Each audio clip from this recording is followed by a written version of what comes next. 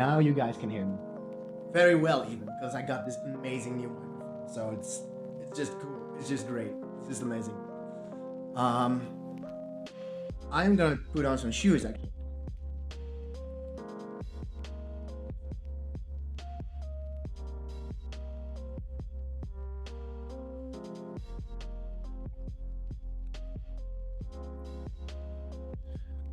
So type of guy, how you doing, type of guy? Are you still here?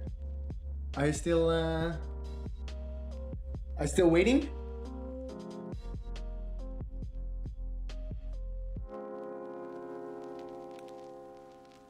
You did sleep for 3 to 4 hours?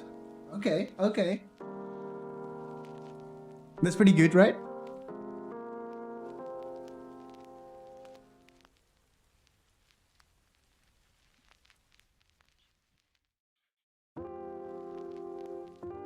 I'm getting my channel. One second.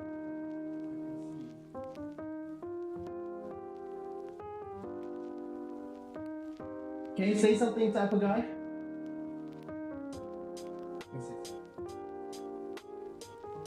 Stranger, hey, how you doing? Oh, hey, Venture, how you doing? How you doing? So, welcome to the stream. Today we have a guest. It's not Venture, actually. Good job, type of guy. Good job. But we'll have our first podcast in an hour from 10 to 11. And our podcast is with Nick. Nick is a very old friend of mine. And we're gonna talk about a lot of stuff.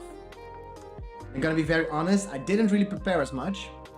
But sometimes a stream is the same thing, right? If you just do a podcast and just have fun, then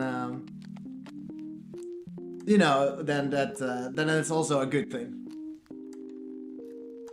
But yeah, Venture, nice you're here. Very good you're here. At least you kind of know. This is kind of a practice run as well because I just got a new mic. It's a shotgun mic from Sennheiser, and I hope it works because now I don't have this this little mic over here. I just have one big mic over there, basically.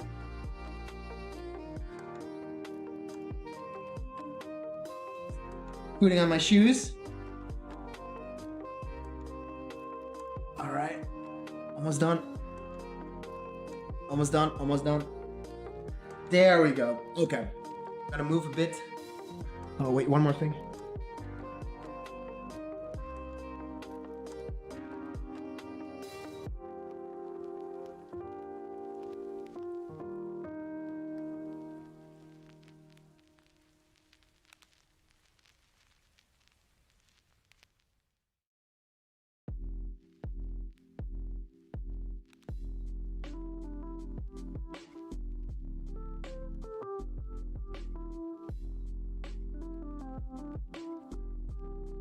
Okay, I'm ready.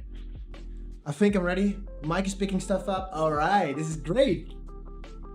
So before we start the stream, before we start the whole schedule, this is what I do every stream basically. I want to send a message to all you billionaires out there.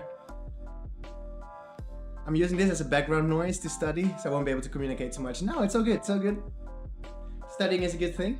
You don't have to participate as much. It's okay. I'm having fun anyway. But yeah, before we start the stream, I've got a message to all billionaires out there. I'm going to need 300,000 euros to start my company, Inner Confidence, and I want to help as many freelancers out there who are discovering coaching and discovering self-development. And yeah, so if you are an investor and you're a billionaire, then maybe you can help me out. So that's the first message. I don't know why I recently started doing this. Just send out the public, no, not really a public message, but just open message.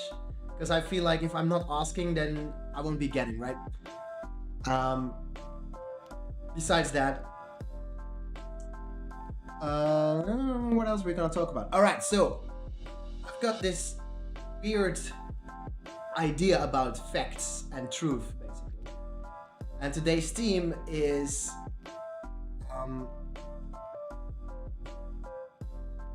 there is no such thing as a fact. And this is a very difficult topic because for a lot of people, effect is a different thing, right? So today we're going to talk about this theme. There is no such thing as effect. And later today we have Nick as a guest on the stream. We're going to talk about this concept about facts and about truth and about um, what is fiction and what is not fiction. So, furthermore, man, this is just a cool test. Oh yeah, I want you to know this is all tryouts, right? This is all just trial and error. I have no idea what's gonna be like. I have no idea what it's gonna sound like because maybe the sound is very hollow. This could be very hollow, but maybe it's like amazingly well. I have no idea. I'm just gonna record this and see how to improve on it. And, well, same goes to you, Venger, as well. Like, all right, you're studying. I'm sorry. I won't distract you. But same goes with you. I hope that I'm ready on Wednesday, so I have this perfect way, this perfect setup, and a perfect podcast to present with, right?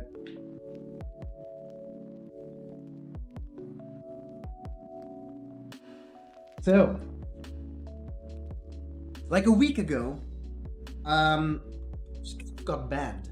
So now I've got my ban hammer. I'm gonna be the moderator, and I'm gonna ban people that are being annoying. So that's kind of fun, actually.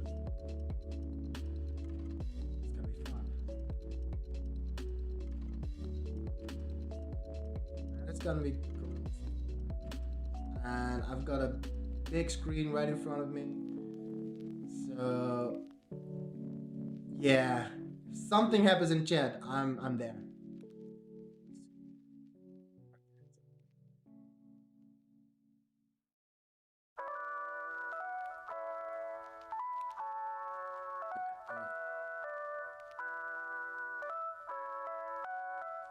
There you go. Yeah, so for today, I asked people to moderate. So we got a moderator as well for the podcast, and maybe I'm gonna ask Nick to moderate the one on Wednesday, the one with you. Tomorrow I don't have a guest actually. I don't have a guest yet, but I'm looking for a guest. So yeah, for Tuesday I don't have a guest yet. But we're gonna get a guest. It's gonna be amazing. Gotta wait for it. Maybe Type of Guy wants to talk with me. Type of Guy, you want to be a guest on a podcast? You want to talk about self development and personal growth and stuff? Are you interested? It's tomorrow. All you need is a mic and a webcam. But you don't have to. You don't have to. Only if you want to.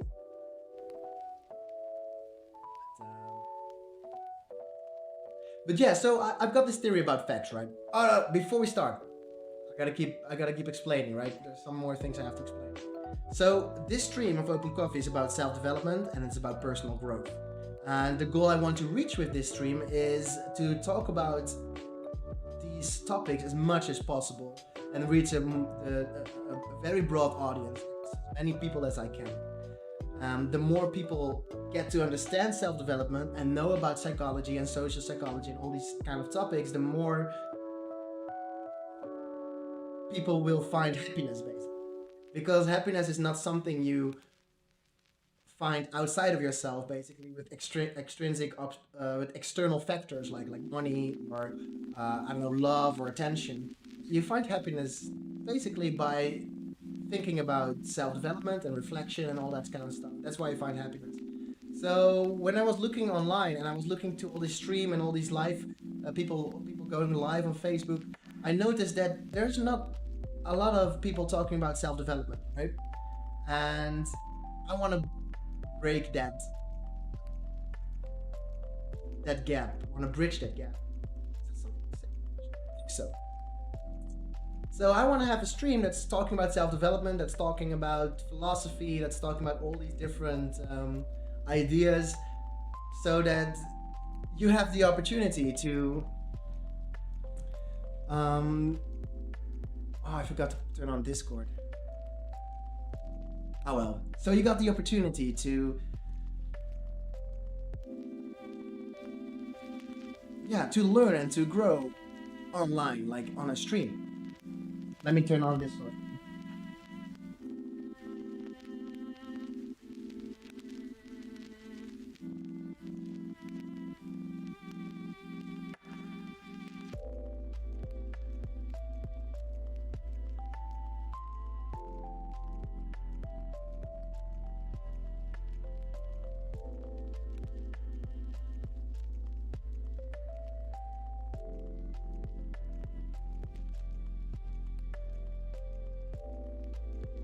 be ready now. I'm gonna be ready.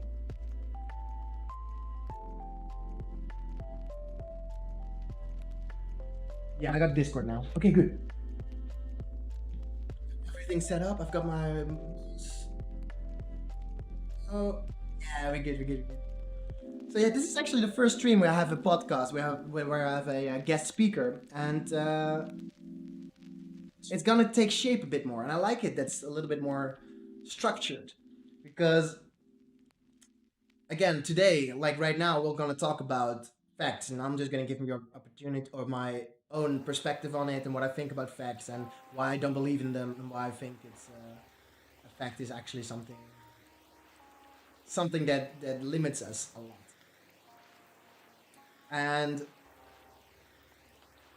when Nick comes online, when we're on the podcast, then we're gonna talk about it a bit more in depth, and I'm gonna discuss with him his point of view about facts and how he sees it and what he thinks is truths and stuff like that, and talk about his background a little bit. Then at the end of the stream, so between 11 and 12, we're gonna play kind words, I guess, and we're just gonna go through a few problems people are having, and I'm gonna discuss that with the stream. I think that's gonna be like that ish. But it kind of also depends on how well the podcast is going. Maybe we'll just extend it a bit and go a little bit longer.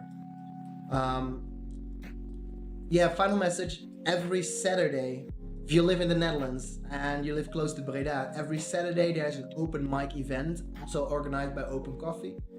And this is where amateurs, like people who have never done public speaking before, where they show their skills. Basically, they have something to talk about, they have something to share, and we train them to be public speakers, and they talk about self-development as well. So if you want to meet us live, basically in real life, you can go to the Nieuwe Vest in Breda, which is the public library, and we'll start at 3:15, and this is when we talk about self-development. You get to meet other people that like self-development and philosophy.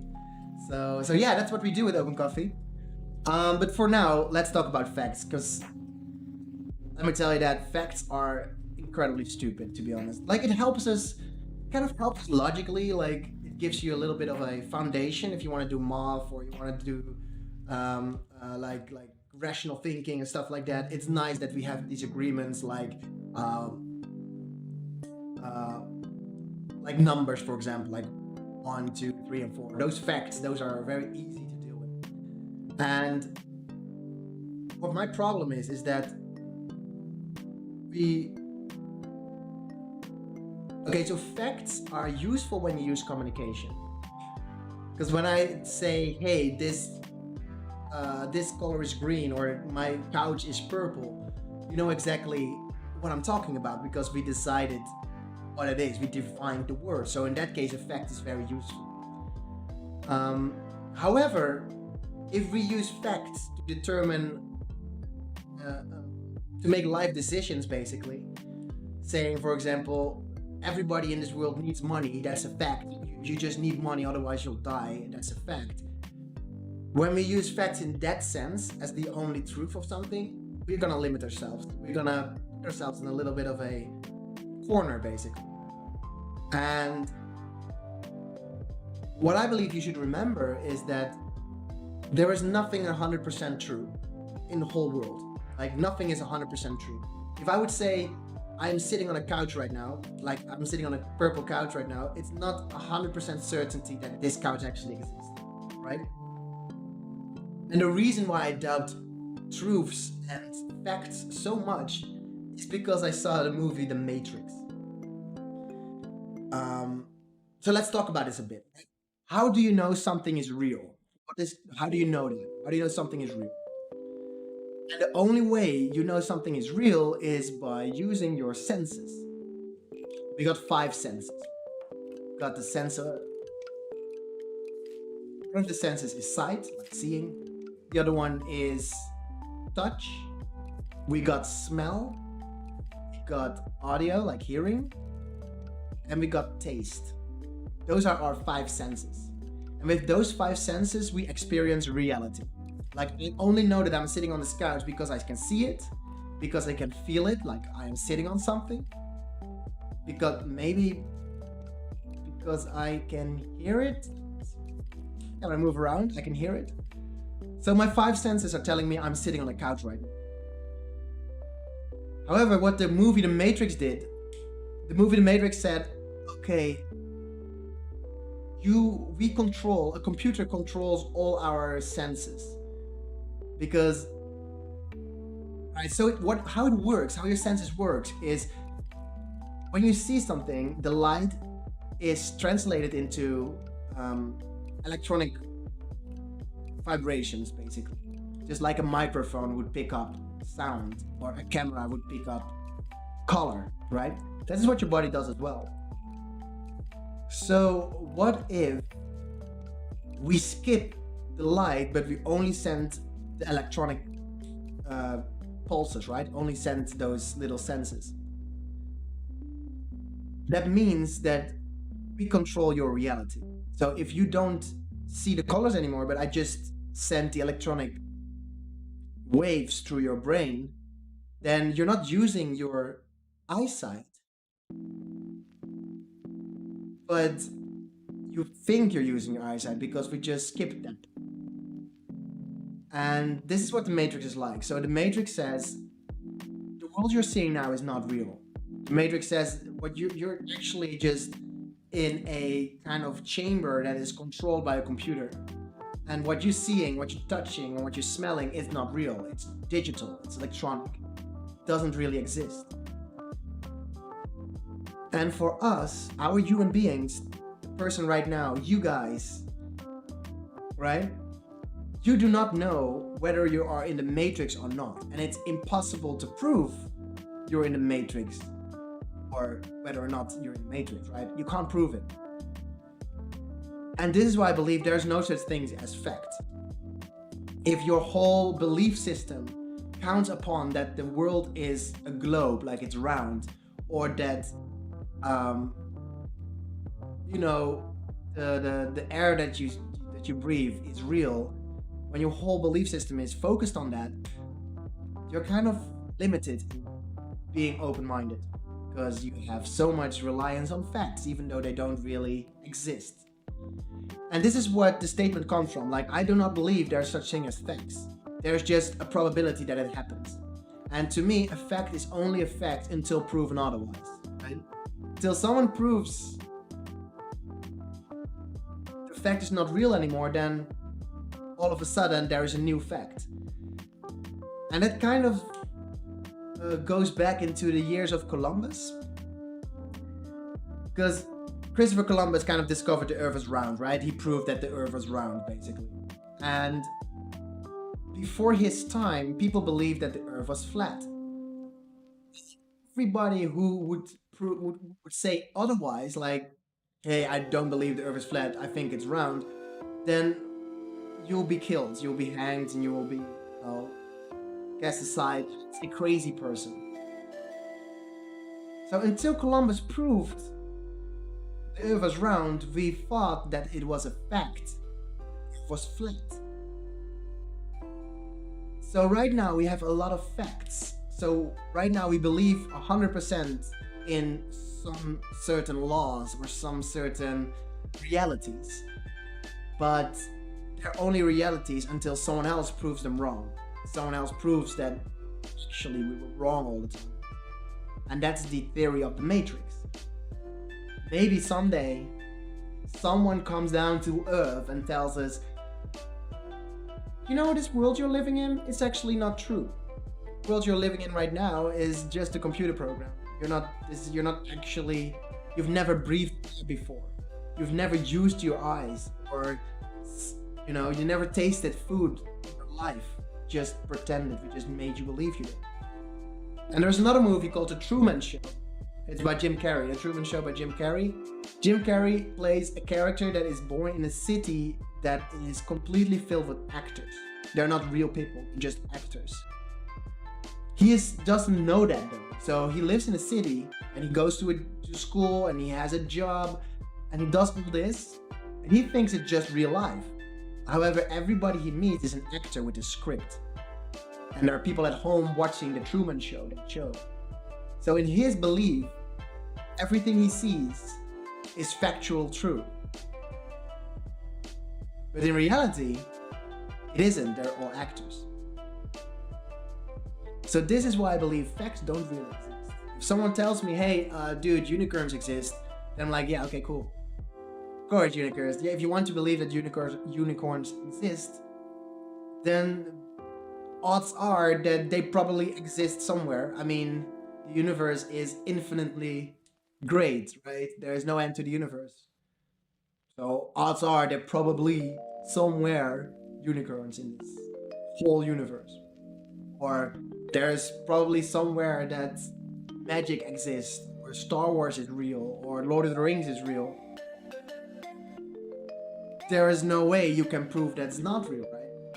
Just like there's no way for them to prove that it is real. And the benefit of thinking about this in a sense that facts are not real, like facts are just a statistic. The benefits of that is that you are being open-minded. The benefits is that you can think outside of the box more easily. And when you open your mind to all these possibilities, you will see that you will be able to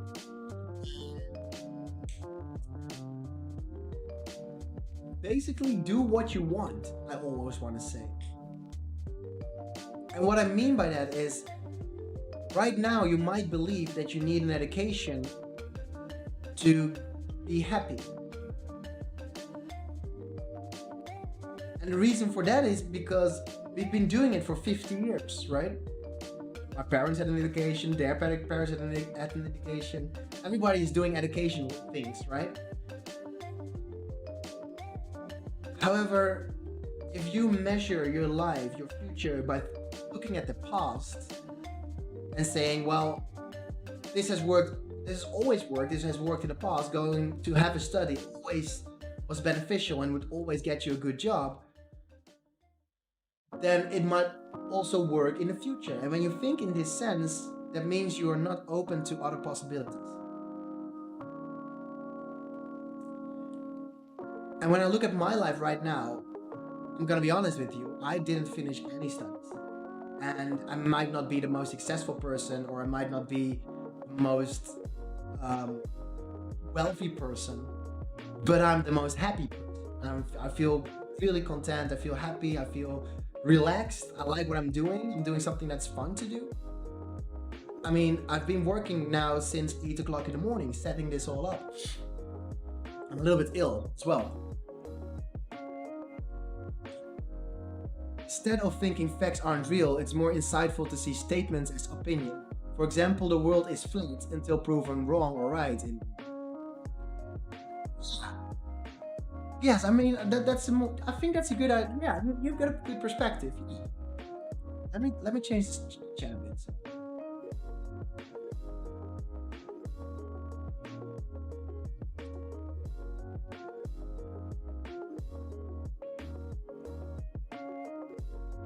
Instead of thinking facts aren't real, it's more insightful to see statements as opinions. For example, the world is flat until proven wrong or right. Okay, so I agree with that. But yeah, okay. So the way I say, the reason why I say facts aren't real is just because I want to entice people to listen to the stream. But I agree with you, right? I agree with you. To see that a fact is always a percentage, like you might say it's 99.999% of the time it's true. That doesn't mean it's 100% true. Maybe that 0.00001% is could happen. But I agree with you. Like, try to see everything as an opinion, right? My opinion is that I don't need money to be happy, right? My opinion is I don't need an education to be happy. My opinion is that to live in a matrix, or my opinion is that the earth is flat. And if you see everything in that perspective, if you look at that from that point of view, you'll be way more happier. And advice wouldn't, like, for example, if your parents tell you you have to get a home and you have to get a boyfriend and a relationship and start a family, when you don't see it as factual but as an opinion, it's way more easier to deny that, and it's way more easier for you to say, no, I don't think I need a relationship. I don't think I need a family. I don't think I need to start anything. So, because we are trained to see the world as facts, as undeniable truths,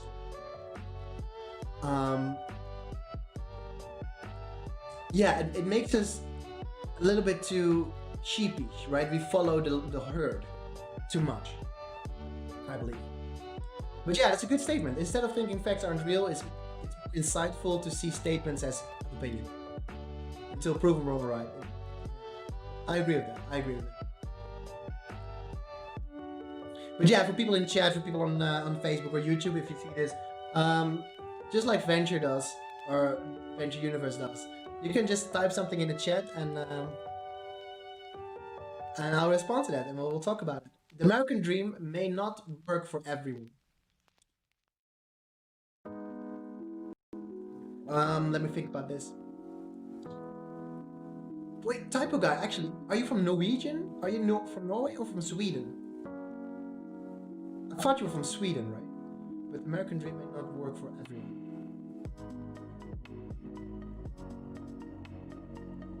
The American dream may not work for everyone.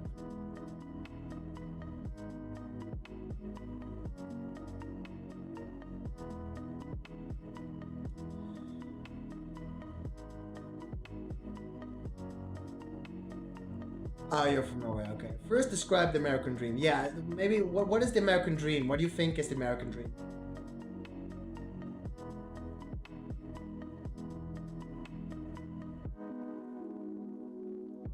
Yeah, because to me, the American dream, like I said, it could be different depending on the person.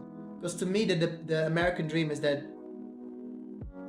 there is no social security, but there also are no limits. It's very, very capitalistic. You can do almost anything you want, so the ceiling is, the sky is the limit, basically.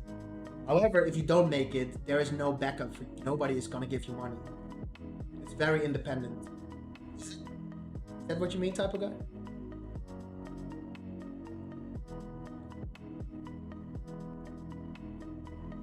I mean, that's what I think the American dream. There's so many paths in America. But to be honest, every state has its own rules and laws, right?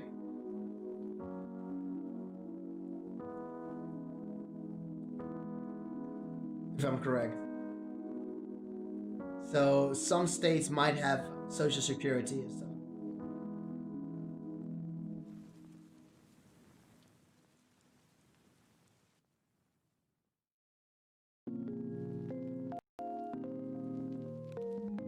So what do you think, Universe? What kind of what is the American dream in your perspective?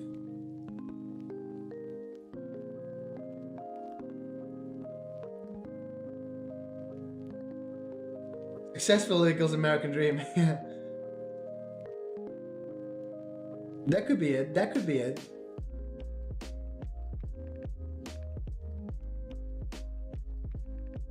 Okay, so successful is successful is American dream.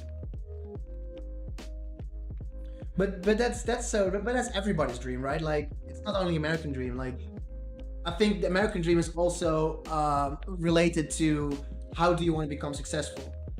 Because, like, you guys got this weird job system where, like in Europe, when you get a job, you kind of get a contract for the next 5 years, and you're set for like even the rest of your life. You'll work for the same company. With America, you kind of switch jobs every 6 months or something, right? Like, you work there for 6 months and then you go job hopping to another company and you work there for 6 months until you find your own way, and then you start your own company, and that's kind of the American dream, isn't it? You become successful by being an entrepreneur. Entrepreneurship, that's kind of the American dream, isn't it? Or do you not agree?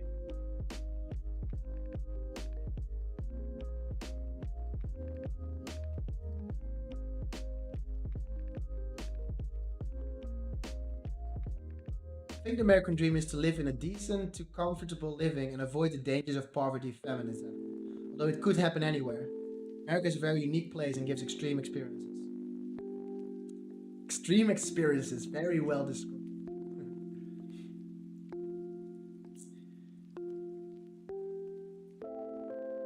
Making food for people to serve humans. But guys, sometimes you got the weirdest statements, man. I don't really know where that fits. Making food for people. That's kind of the American dream in a sense, I would say. Maybe a little bit. But avoid the dangers of poverty and famine.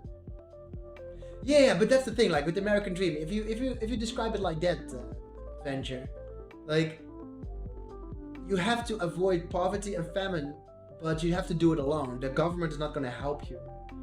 All of what the government do is kind of policing it. Like you can't cheat your way to the top, basically. That's kind of what. Oh, it could be the delay. Yeah. Maybe you should refresh your browser, type of guy. Yeah. When I scroll back, it kind of fits the.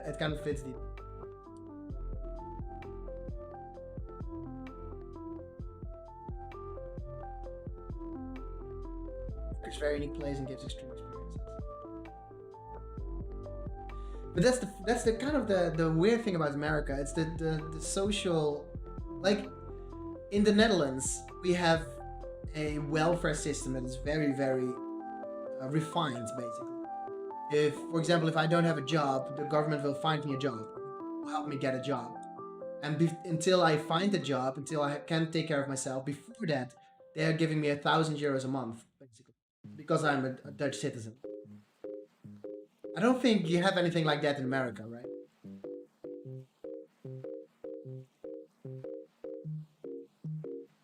It's kind of like the survival of the fittest.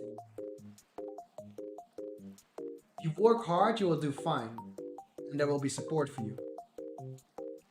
But if you can't work, you are in trouble, man.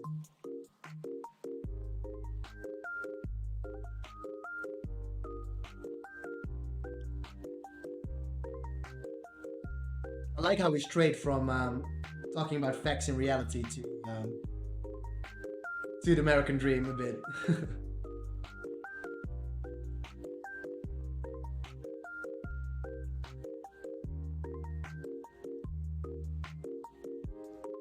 But yeah, for example, Venture, you're from America, right? So, in your case, what do you study?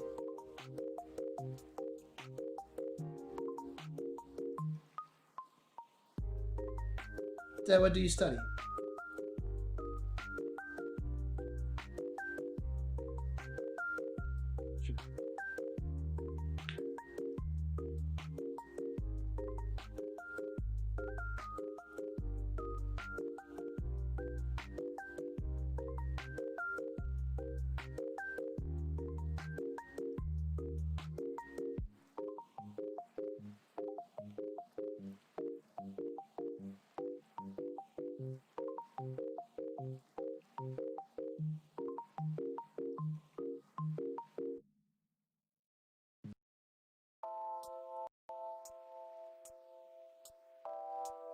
Starting work in 2 weeks. All right, you told me about that type of guy. That's true. That's true.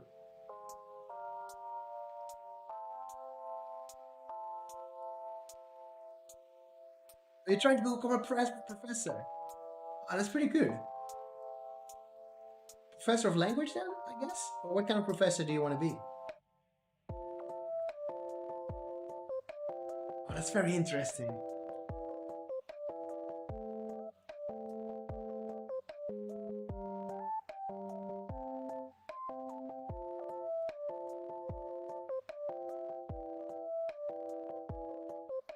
Oh shit, I forgot to oh wait, I have to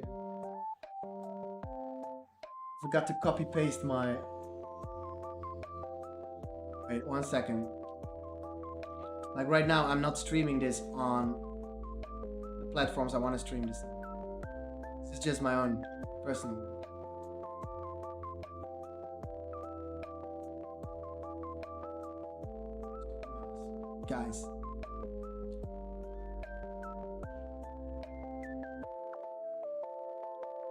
let me move this a bit around. I gotta get ready, right? Like we're gonna go stream with Nick later today.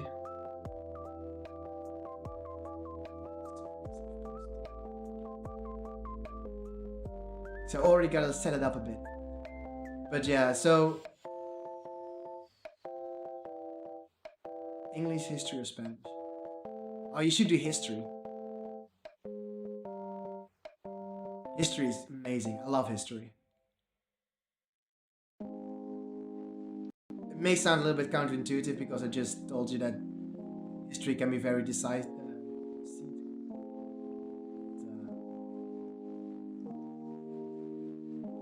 Oh man, how do I get back?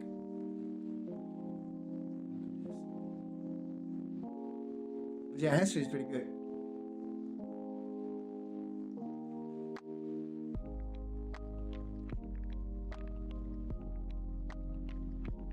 Typo guy. Do you really have such a big delay? I think maybe as a sec, I think my contract will start. Oh no, it doesn't. It's not a big deal. It's not a big deal.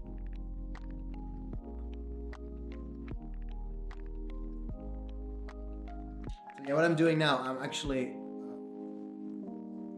spreading the love right now. Spreading the love.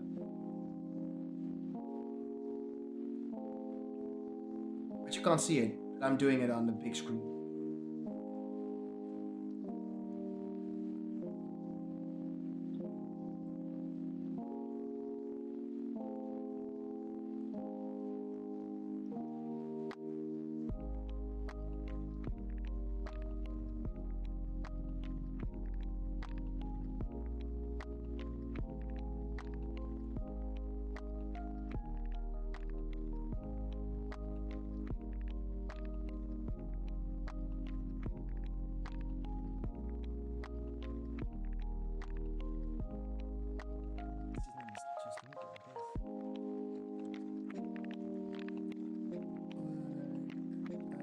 Right is right. I can't see fully. Guys, I'm trying to write a message here.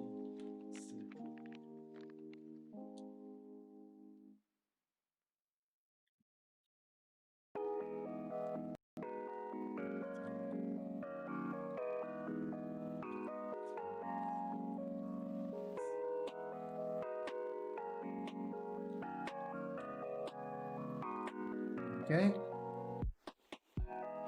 Post. Yeah, it's going great. It's going great, guys. NH page. Confidence.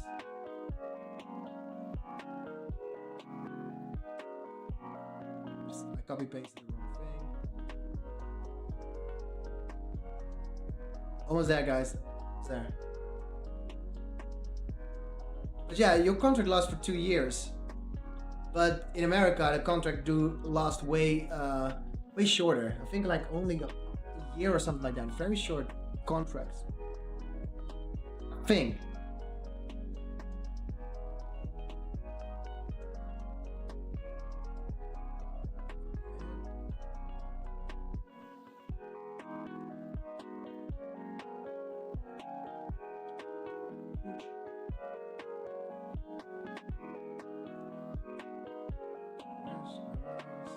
Mouse again.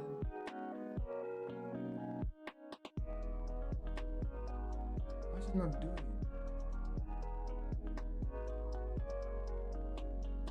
Where's my mouse? Oh man.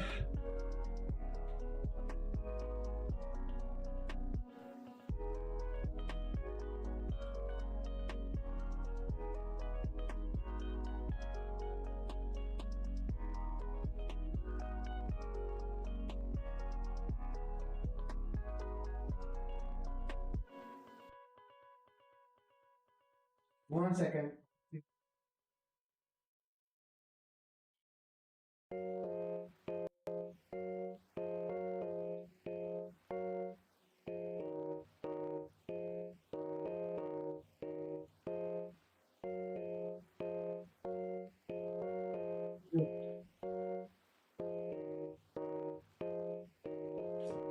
Okay. Okay. So, I'm getting ready for Nick to help me out later today, if he remembers.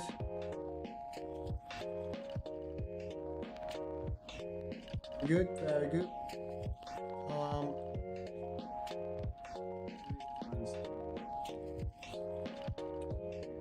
ah,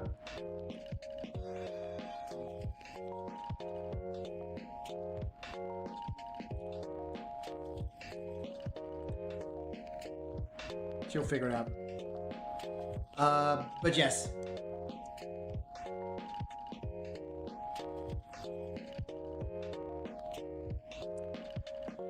But yeah, for me, this is just a test. I really want to figure out how this sounds like, because this is the first time I'm using a shotgun microphone. And I'm guessing that my other mic is a little bit better, this Lavier mic. But, you know, you never know, you never know. I feel like you don't really hear the difference. But yeah, this is a different mic. This one doesn't have any batteries, so I can just run it as long as I can. As I like to. But yeah, it's cool that you want to be a professor. It's actually, I like it. It's pretty good. It's pretty good.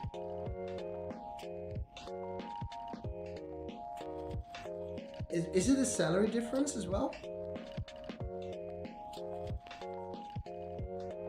I don't even know what you mean.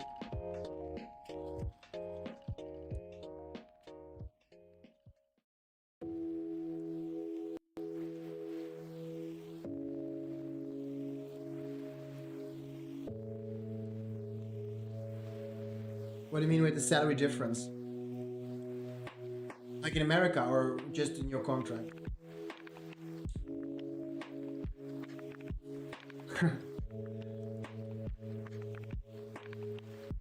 Welcome to the chat, by the way. Everybody's watching right now. We're talking about reality. Actually, we're talking about the American dream. But yeah, we noticed that type of guy just had a job, and in 2 weeks he will start his new job for 2 years at this company. And actually, what are you gonna do, type of guy? What kind of job do you have? In 2 weeks, making food for people. Oh, you're making food. Oh, okay. Like in a fast food restaurant, right? Something like that. It's pretty cool. You're doing that, man. Pretty cool. But yeah, so I kind of feel like that if you believe in facts, basically, then you're limiting yourself to a lot of opportunities that you can find. And basically, are you streaming on another platform as well, or just on Twitch? This is on multiple platforms, basically. This is YouTube. Let me see. YouTube, Facebook, and Twitch, and then the chat is in Discord. No, there's multiple platforms. And basically that was because, you know, I got banned the other day and I was like, okay, I'm gonna try on Facebook, maybe that's better. So yeah, I'm streaming on a few platforms. But you can see the comments, right? If you look at the stream, basically, you can see other comments from the different platforms as well.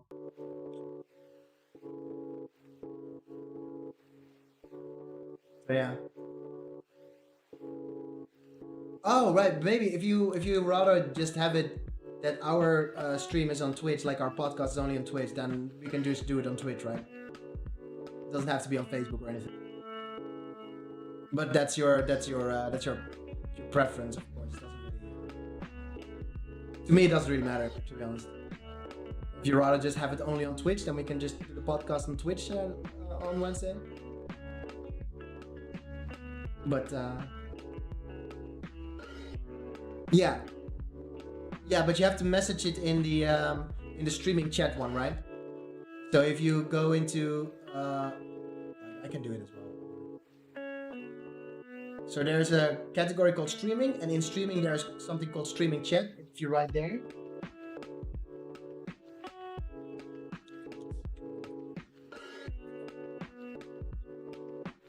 See? It pops up as well.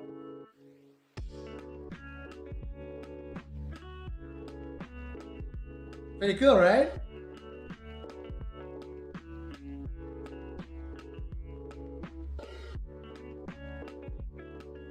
have no paycheck difference for any jobs in Norway. That doesn't make sense. Like, you don't earn the same as a manager does, do you?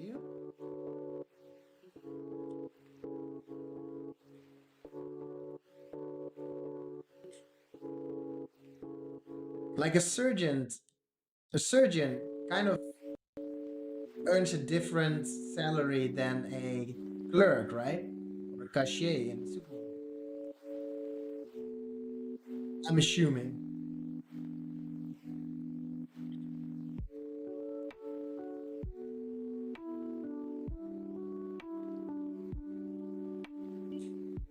Doesn't it?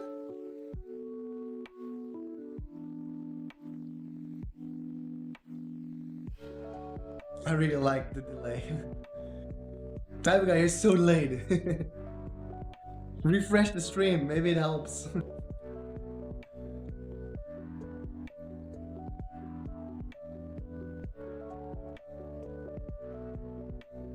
Yeah, okay. I didn't know that. I thought similar pay all over the board. That's not true in the Netherlands though. You earn different wages. Like in the lower brackets, you kind of earn the same thing with different with some functions and some job opportunities. But in others, you kind of yeah you earn more. Like a manager earns more than a cashier, and a team manager earns more, and a boss, a CEO earns more. Like it's not limited to anything. But yeah, cool. I never know that about Norway. I didn't know it all had the same wage.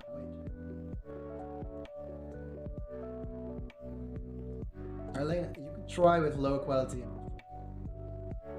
Or you can join the streaming voice chat. If you're in the streaming voice chat, you can hear my voice in real time. So there is no delay. There's almost zero delay. So if you're in the Discord, then you don't need to have your microphone on, but you do need to have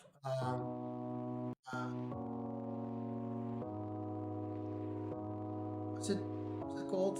Press to talk. Press to talk on. Press to speak.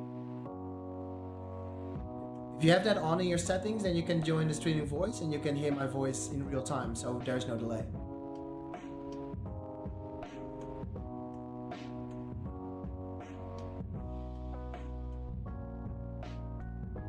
Push to talk, that's what it's called. Push to talk. Yeah. And the reason for that is if you have voice activation on, then the stream will pick up your voice. So everything that happens in the background will be on the stream, and that's just kind of annoying. But if you have push to talk on, it's always silent. Because I had some people joining the Discord servers, and they would, they would have voice activation on, and they would walk around in the background. And then you hear them walk around doing nothing in the stream, basically. That's pretty annoying.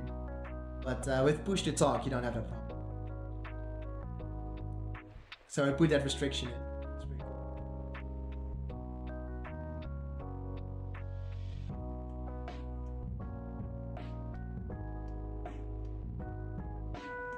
Push to talk, that's what's called.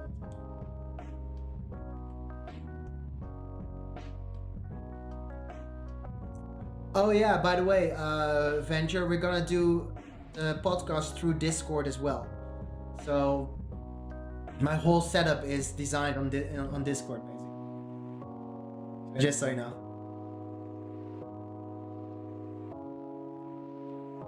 But yeah, and I'm really waiting for Nick to come. I think he overslept a bit because there's 9 more minutes till the podcast starts.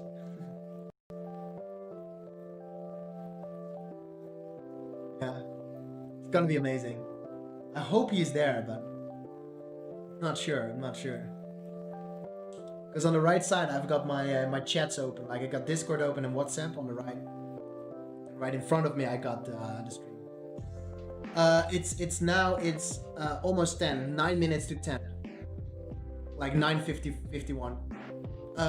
In the morning, right? AM.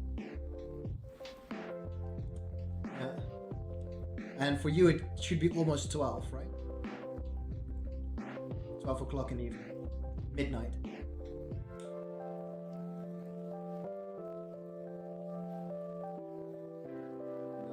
Nick is not here.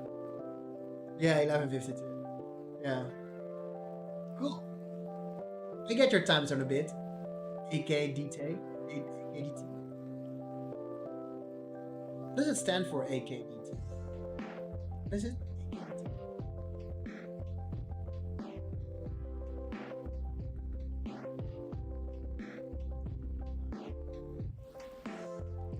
I think so.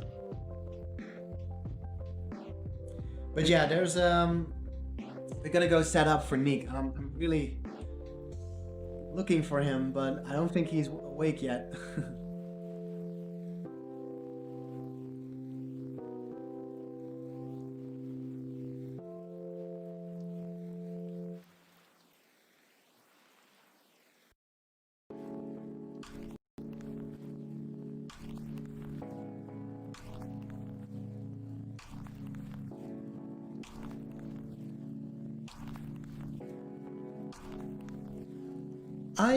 I kind of prefer long streams actually. Prefer shorter long streams. Yeah, I prefer long streams. Well, just 3 hour streams basically, because um, I feel like people just join in and then listen for a bit and just ask a question or participate for a bit and then they move on anyway, right? They're not gonna stay here for 3 hours.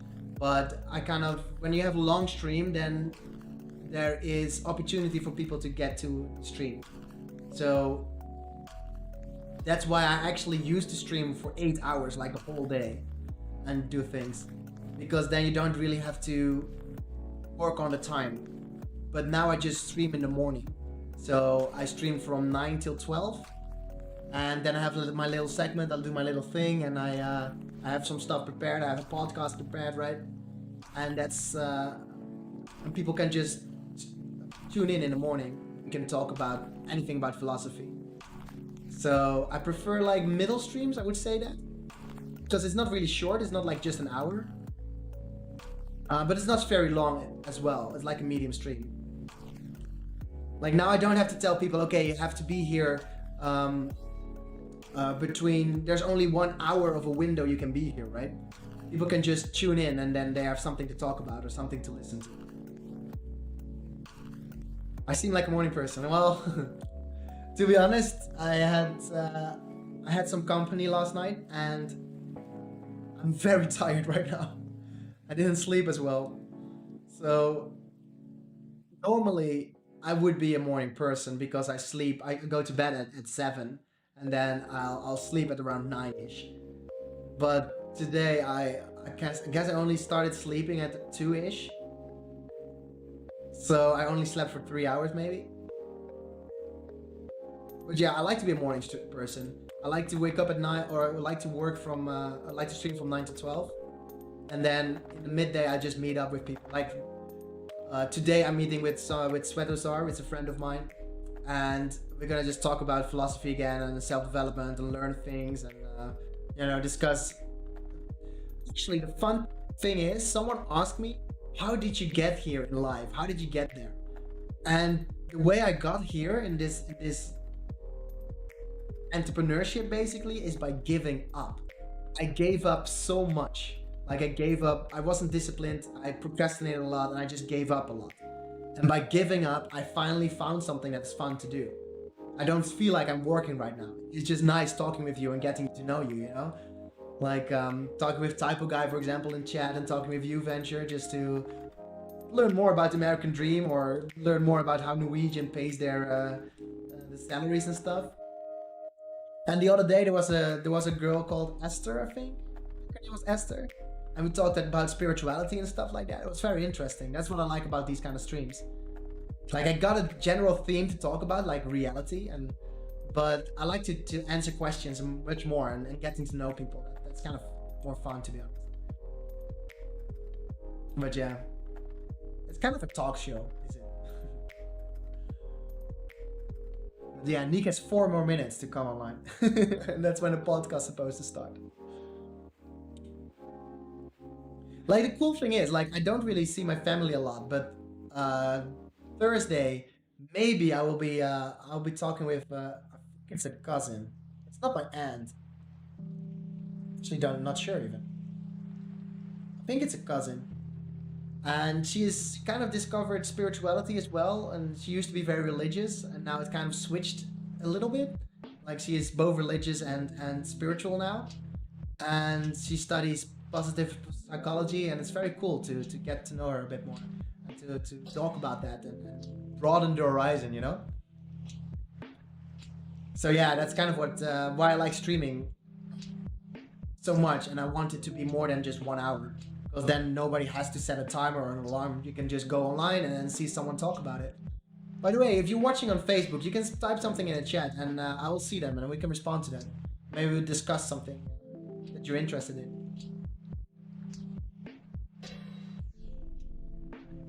So yeah, like the thing with the themes as well, like why I have themes to talk about is because when there's nobody in chat, I've got something to talk about, right? And when there is nobody responding in chat, like nobody's answering any questions or is interactive, um, same goes with that. I can just, you know, talk about what I believe and talk about my perspective.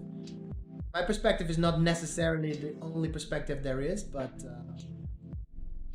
yeah, it might help people find, you know, find closure or find some reason. Oh, remove my roommate is here as well.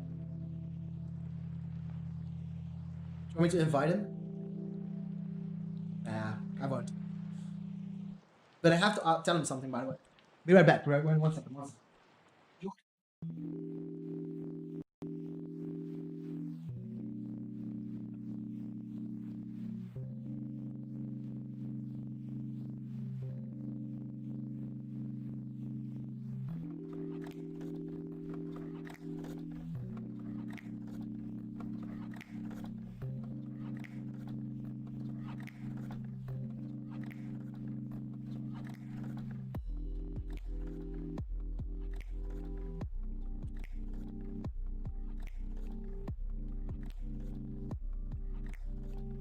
Okay, I'm back.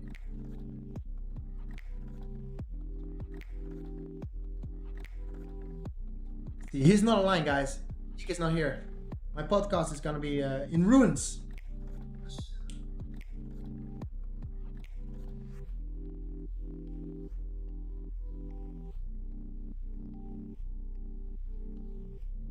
Maybe he's in Discord. Let me check Discord. Yeah, Rip. He's not here. He's not here. Wait, are you playing Overwatch? Playing Overwatch Origins Edition. I just scrolled past your name actually. I saw you were playing. Man. Just on. Oh, you just got on. Oh, okay. I really wanted to have a podcast. I wanted to talk to someone, man. But now nobody's here, so I don't have a guest. Eek, where are you? The problem is that my phone that I'm using, I can't call him as well because I use the phone to record my face, basically. It's a webcam. So I have to find him on WhatsApp.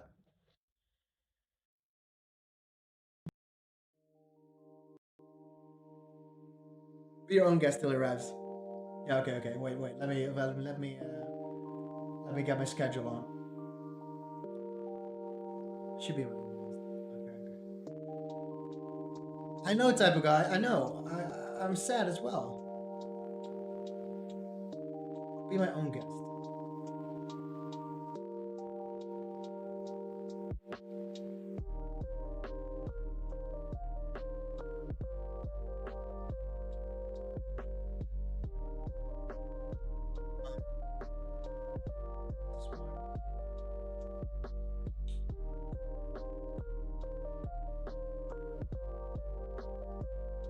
All right, let's just practice. Welcome to Open Coffee Inner Confidence. This is a stream about self-development, and today we have our guest Enrique Eckenbach, which is me. It's not gonna work, is it? Now today we have a guest called Nick. Nick is here. He's not here yet. I think he's setting up all his his equipment and stuff. He will be here. I trust him. I believe in him.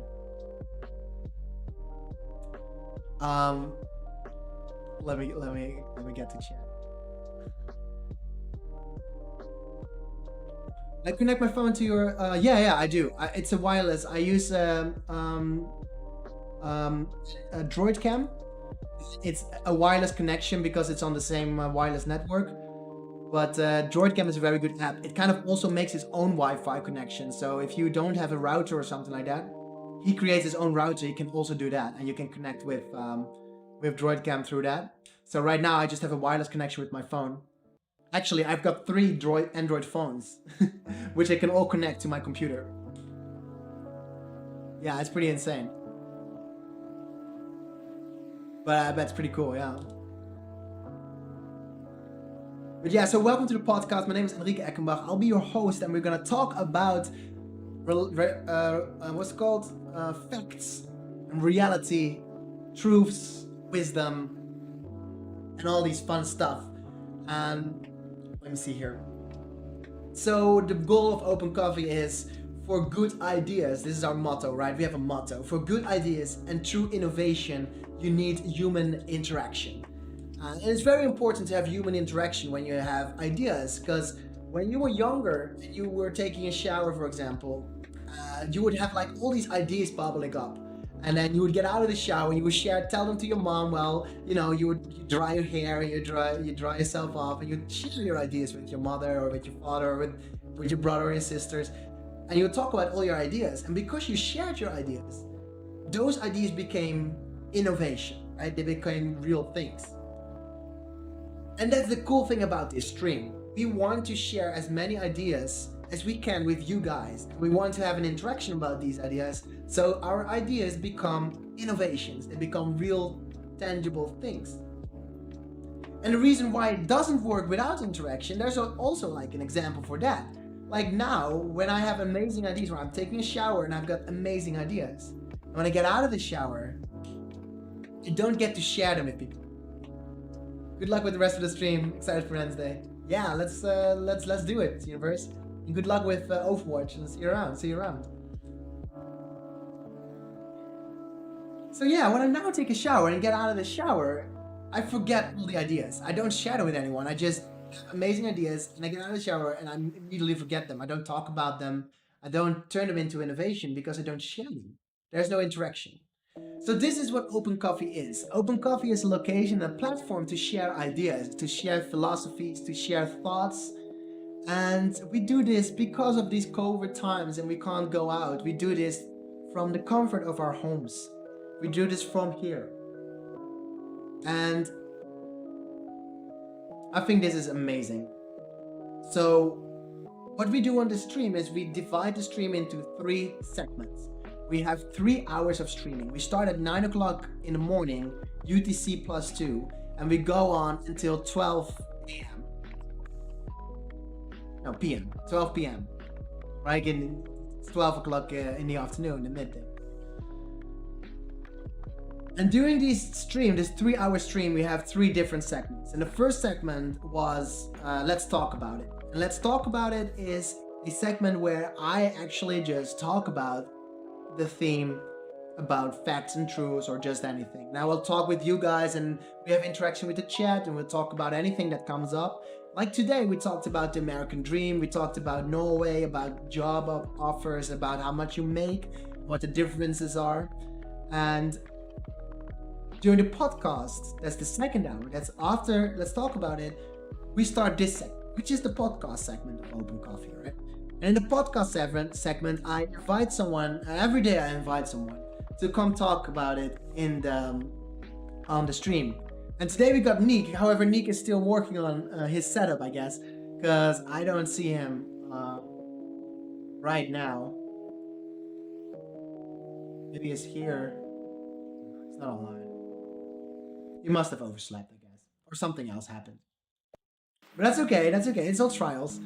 But yeah, this is the podcast section, and we talk about it with a guest, and we just having a conversation, and we'll take questions from the chat. Of course, there's a great Q&A, a panel in Twitch, and and we'll read the chat sometimes. I'll keep an eye on the chat, but I don't really want to be distracted by chat too much. I really want to focus on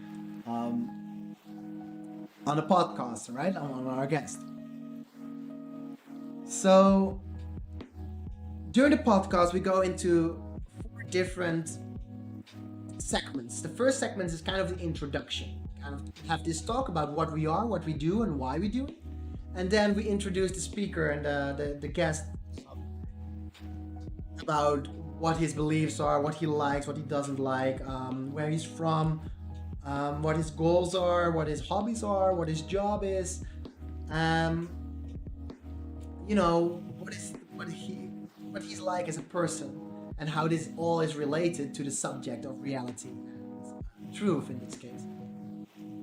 Then the next quarter of that, because we divide the podcast in four parts, the next part is about his past, basically, like um, like where he went to school, what school was like, how he's been raised, what growing up in his family was like, what he learned from it, what his breakthrough, like how did you grow out of it, what did you um, learn from it, and I'll be asking a few questions. That's actually the third quarter of it, the third part. The third part is me asking a few questions, like if you could change anything about how you were raised, what would you change? And all these questions are kind of pre-prepared, so I send them um, to the guest, and he can prepare them a bit, and he knows what's gonna happen. Um, but also for chat, like if you're in the chat, you can ask questions, and we can discuss them in the podcast. You can ask him about it. Um, then later, the last segment is a statement segment. We'll go a few statements, we talk about them, we can share some opinions about the statements. You can ask some statements or post some statements in the chat as well if you would like to, and we can discuss them, and we can talk about it. And then finally, after the fourth part of the podcast is done, we'll say goodbye. We'll have a good time, and we'll go into what's it called? The last segment of the stream. So the stream has three segments again. We start with let's talk about it. Then we go into open coffee, the podcast, and then the last thing is the kind word segment. The kind word segment is a segment where we go into the game kind words, and we try to answer as many questions that people have as possible about self-development. However, we do that from the perspective of the guest. So the guest is going to answer them from what he thinks is the best answer, or how he would help the person, right? So this is what the Open Coffee stream is about. This is what we are doing. And the main goal is to share ideas and actually focus on personal growth and self-development. Because I believe the best way to grow is by sharing ideas, right? The best way to grow is to listen to other people and listen to their perspective on the world, about life, about again, personal growth, about confidence, maybe about self-compassion, about acceptance, about love, about relationships, about career building, about, the world, about reality, all this kind of stuff. So yeah, that's kind of what we're doing. That's kind of what Open Coffee is. Right now, I would love to introduce the guest. However, he's still not here. I don't see him in Discord. I don't see him on WhatsApp. Maybe he is on Facebook, which would be weird, but I could check Facebook. Check Facebook.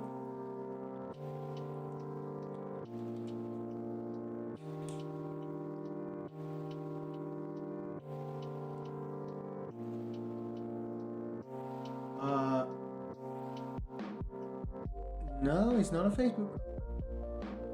He's not on Facebook either.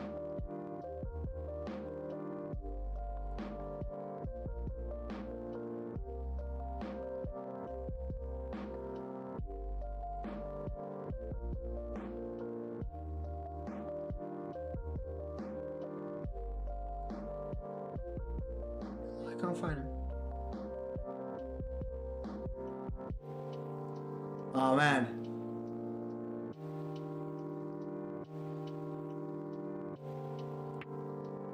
Wait, is my moderator here as well? No, moderator's not here yet.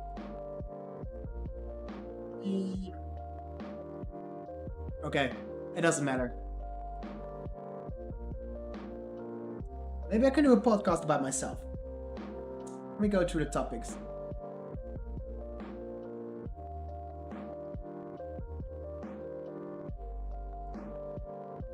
So let me tell you a little bit about me.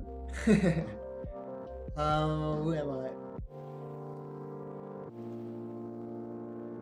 So, let me talk about me. My name is Enrique Eckenbach, and I am a public speaker for Inner Confidence, which is a company that I started. And I used to be a programmer, actually. I used to be an IT. But when I went, at one point, I kind of quit school and I started doing human resource management instead of IT. And I discovered my passion for public speaking, learning more about self-development. So I started a company called Inner Confidence, and I started a non-profit initiative called Open Coffee. And with the non-profit initiative, I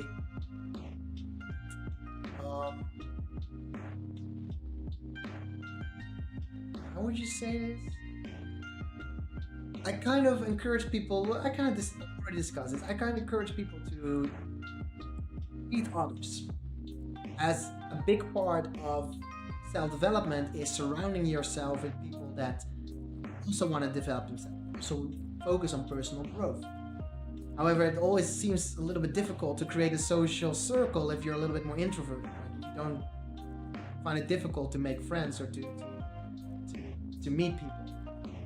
So I started Open Coffee to kind of give you the opportunity to meet people and to meet people that are like-minded, that like to have deep conversations or talk about philosophy or talk about, actually anything. And this is the person that I am.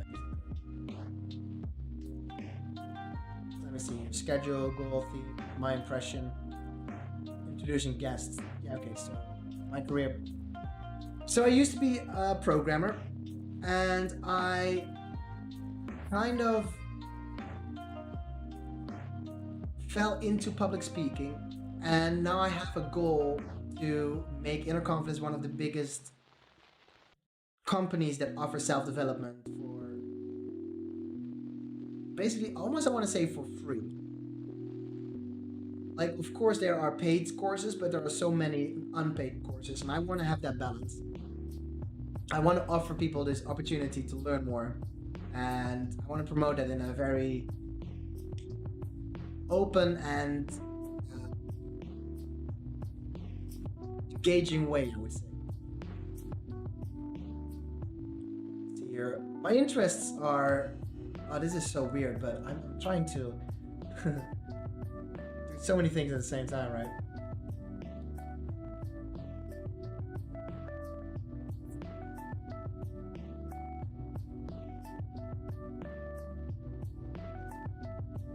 Did I?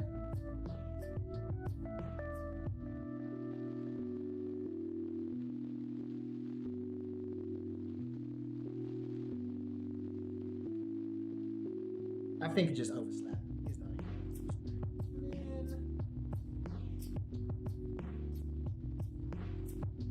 That's sad.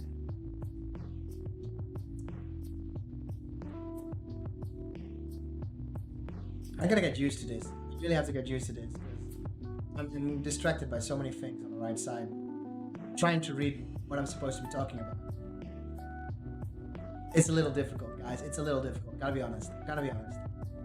And I also don't know the quality of the sound. I don't know what's up. A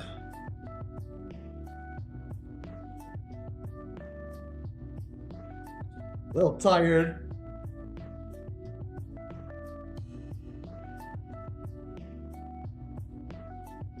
Yeah, this is not the best start of the day, I guess.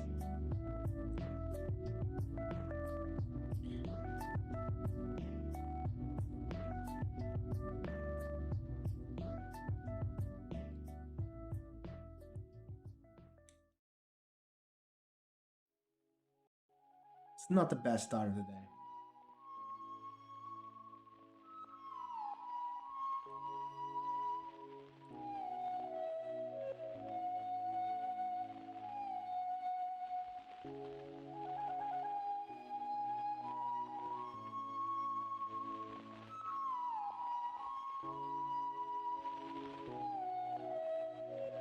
Let me think how to improve this.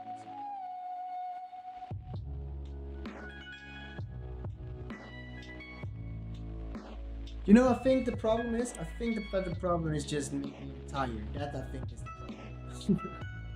Not very interested in.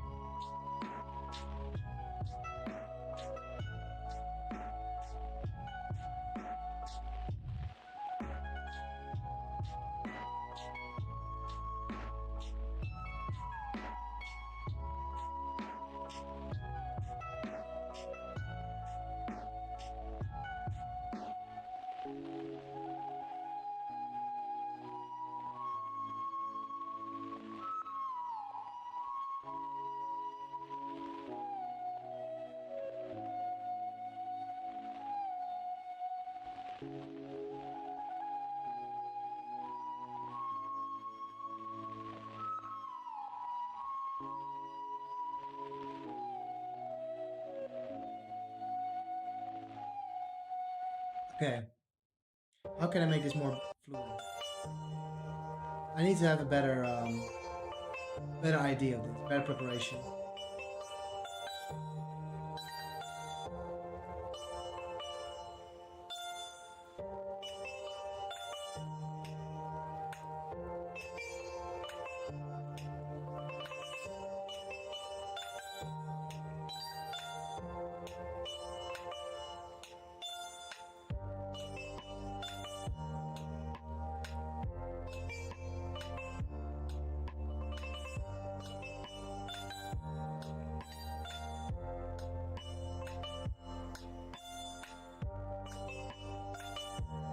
How do I make this better? I think I'm well prepared to be good. Just don't have anyone in the chat. That's a little bit hard.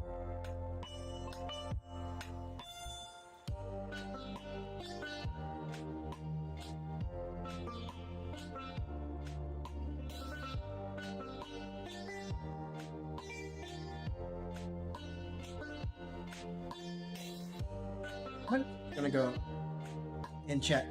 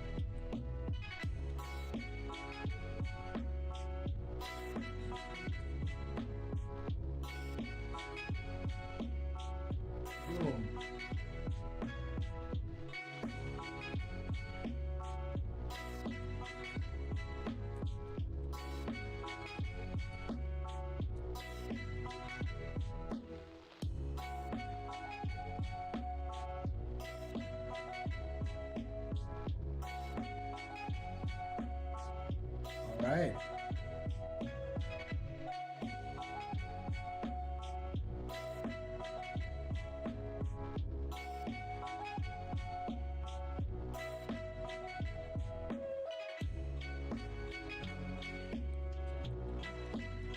I'm happy that these are like just tryouts.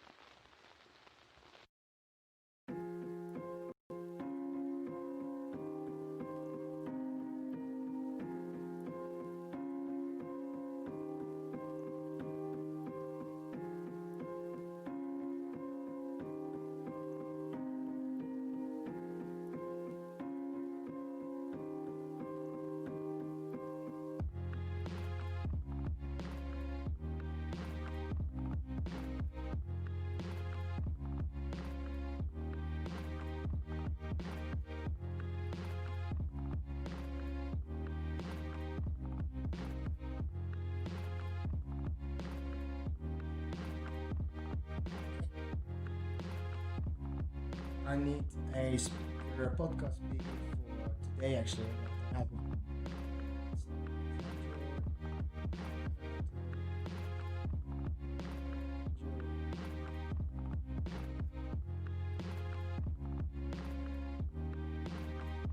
Right, let's go to Twitch.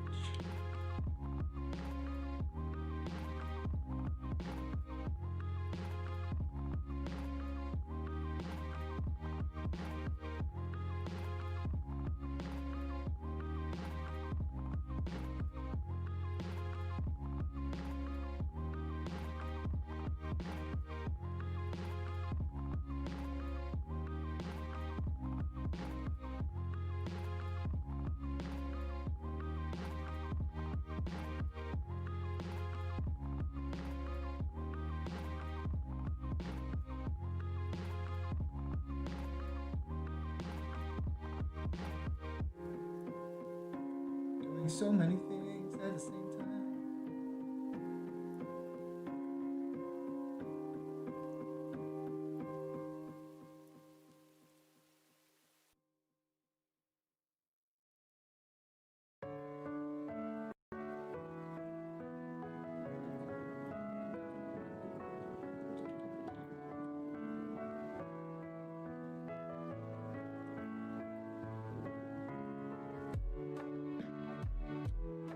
How you doing, viewer? How you doing?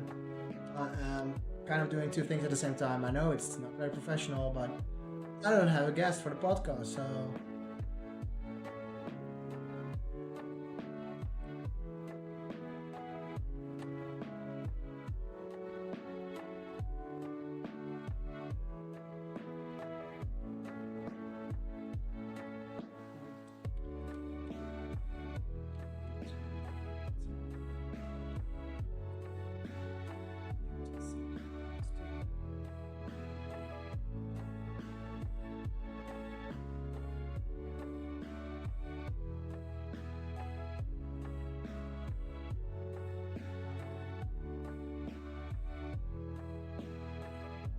there we go.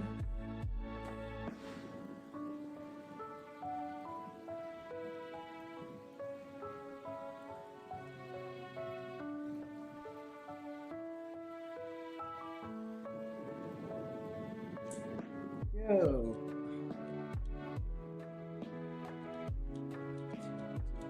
The podcast.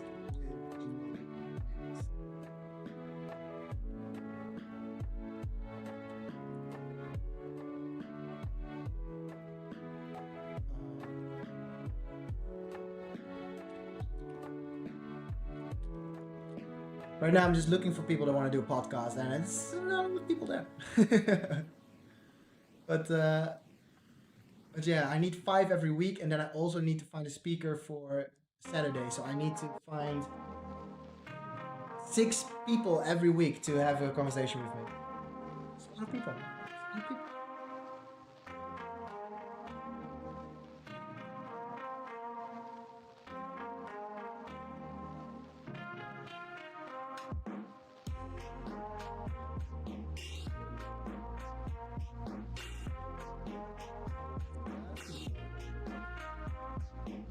A lot of people.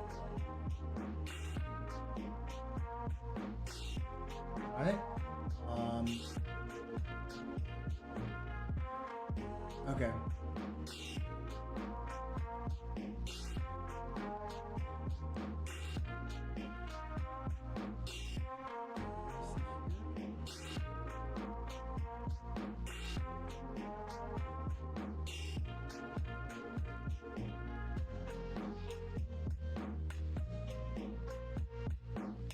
Type of guy, you're here. How you doing? What's up? What's up? I saw you lurking in the stream a lot.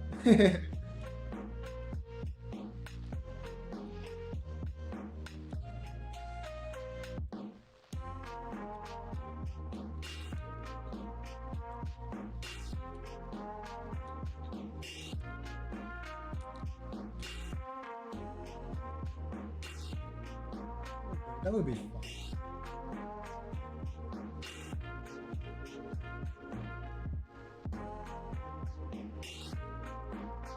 Chilling with the doggos. Great, great. You have to chill with the doggos. That's good. That's good. Like one of them was a little bit ill, right? Is she back to health again?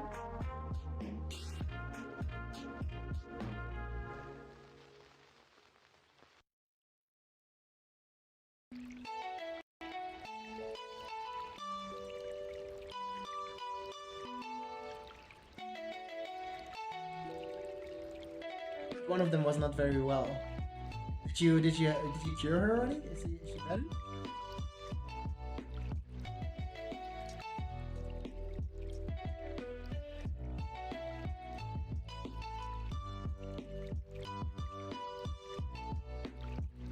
What it do, baby? What?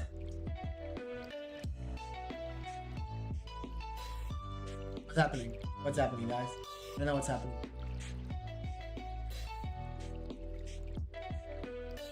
What it do, baby? I don't know the meme, guys. I'm missing the meme. What am I missing here?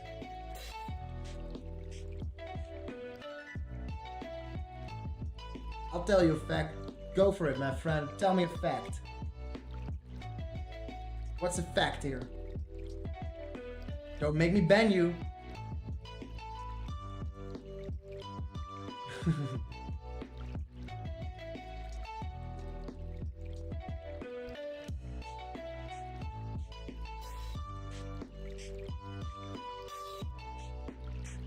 Is that an insult? Are you gonna insult me?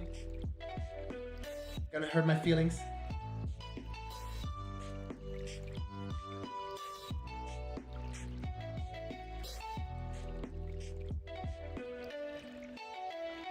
Effect, man, come on. Waiting. I'm ready. Where you gone already?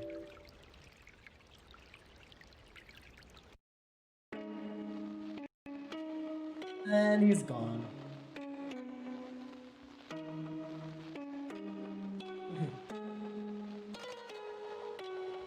Sometimes trolls are pretty fun, actually.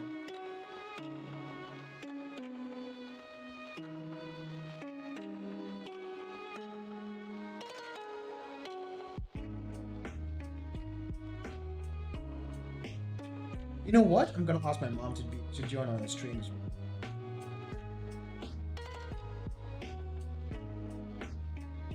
But I don't think... Is her English good enough? Should I? Maybe I should, maybe I shouldn't. I don't know.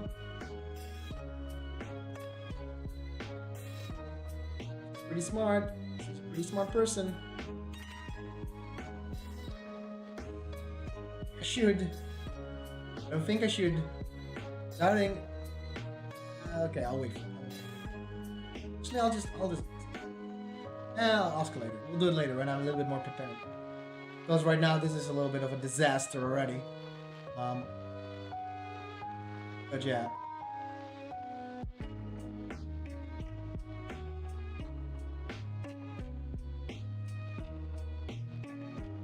It's a disaster.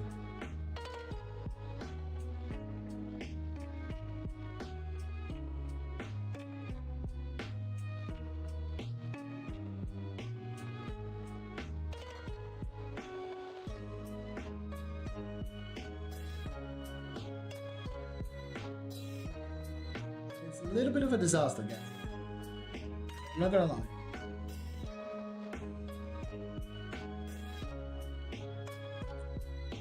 But that's okay. That's okay. I got my friend Julia.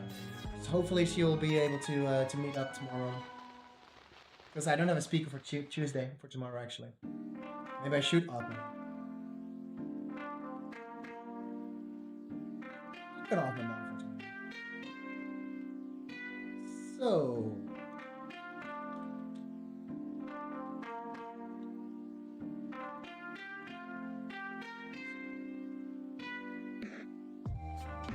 In home.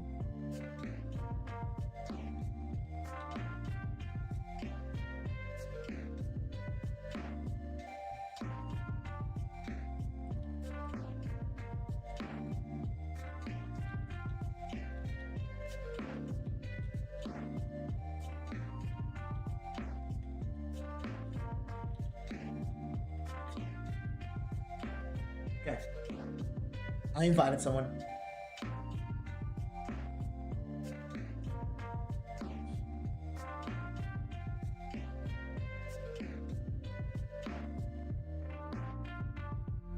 There is no sound in space.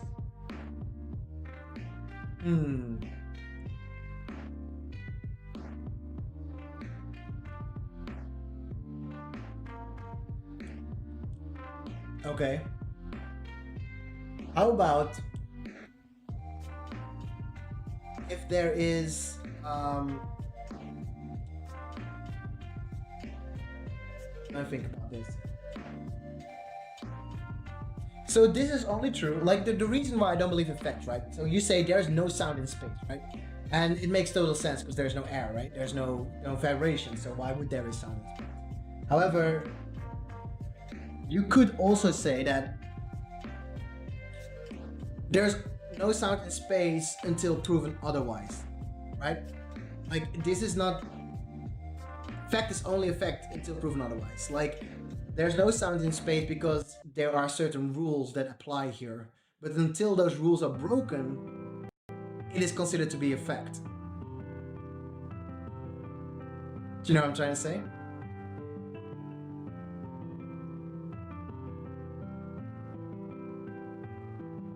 I mean, have you ever been in space and listened and know that there is no sound? You don't know. You've never been there. So you only know that there's no sound in space because people tell you there's no sound in space, right? You read it in a book, you did the physics, you did the math, and it makes sense that there should be no sound in space. But maybe there is sound in space. You just didn't realize that there's also other kind of waves that, you know, make sound. So until proven otherwise, this fact is true.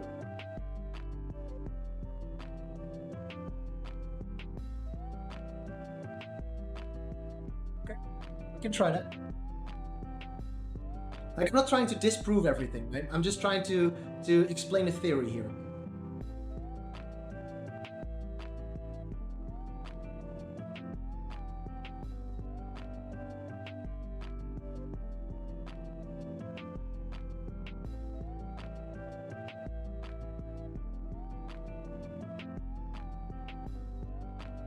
Hey Ninetales, how you doing? How you doing? Welcome to the stream. We're talking about facts, truth, rational thinking, and logics. Welcome to the stream, man. My friend Ninetales.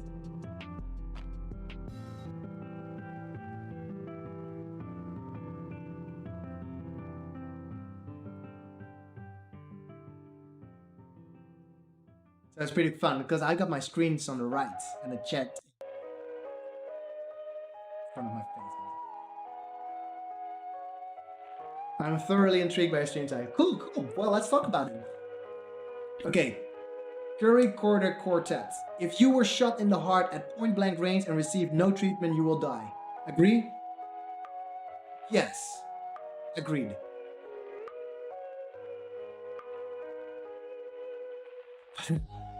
Like, I would say agree, like most of the time, like 99.99999% of the time you will die. Yes. And maybe 0.00001% by some miracle you'll survive without treatment.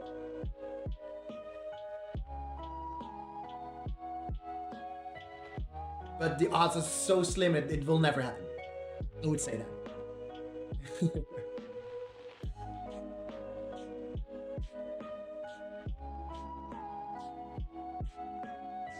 Our recent definition, a thing that is known or proved to be true for fact.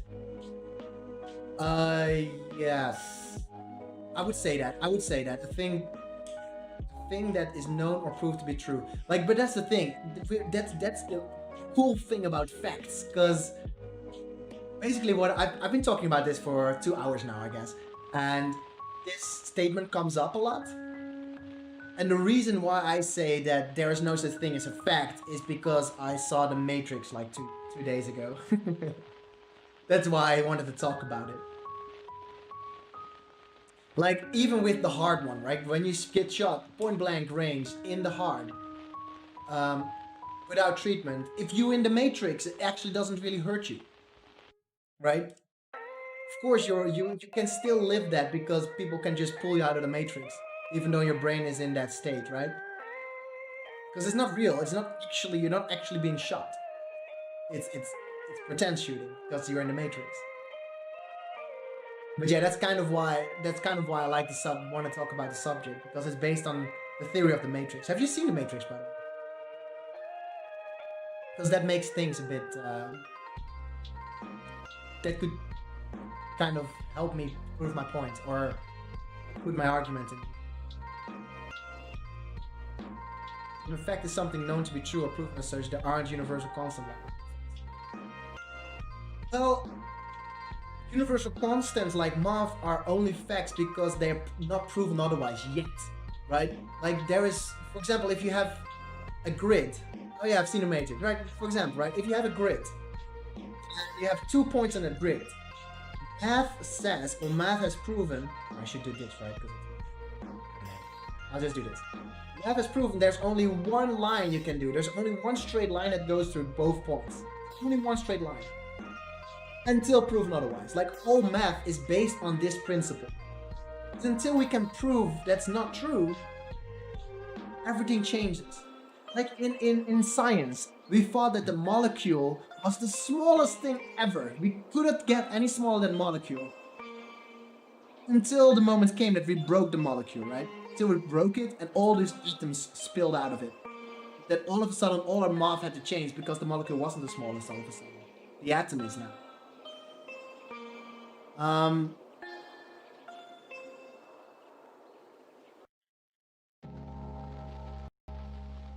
Let's get into the whole burden of proof.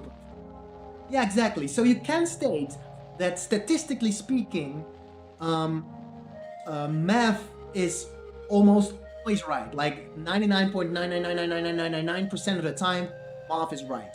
You can argue that. Because you could say that it's almost always right. It's not 100% always right. You just haven't seen the percentage yet. You know what I'm trying to say?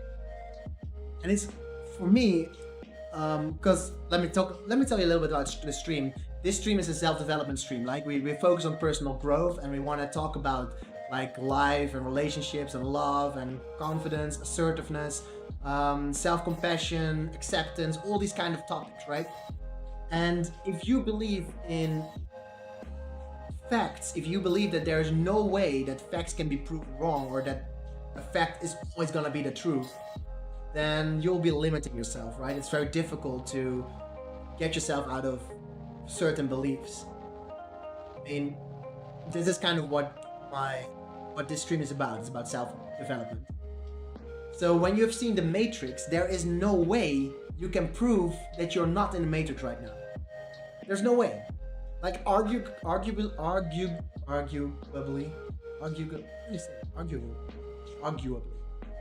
yeah, that's it. Arguably, you could say that intuitively we know we're not in the Matrix. Like you could say on some spiritual level we know that this is real world. We're not in the Matrix.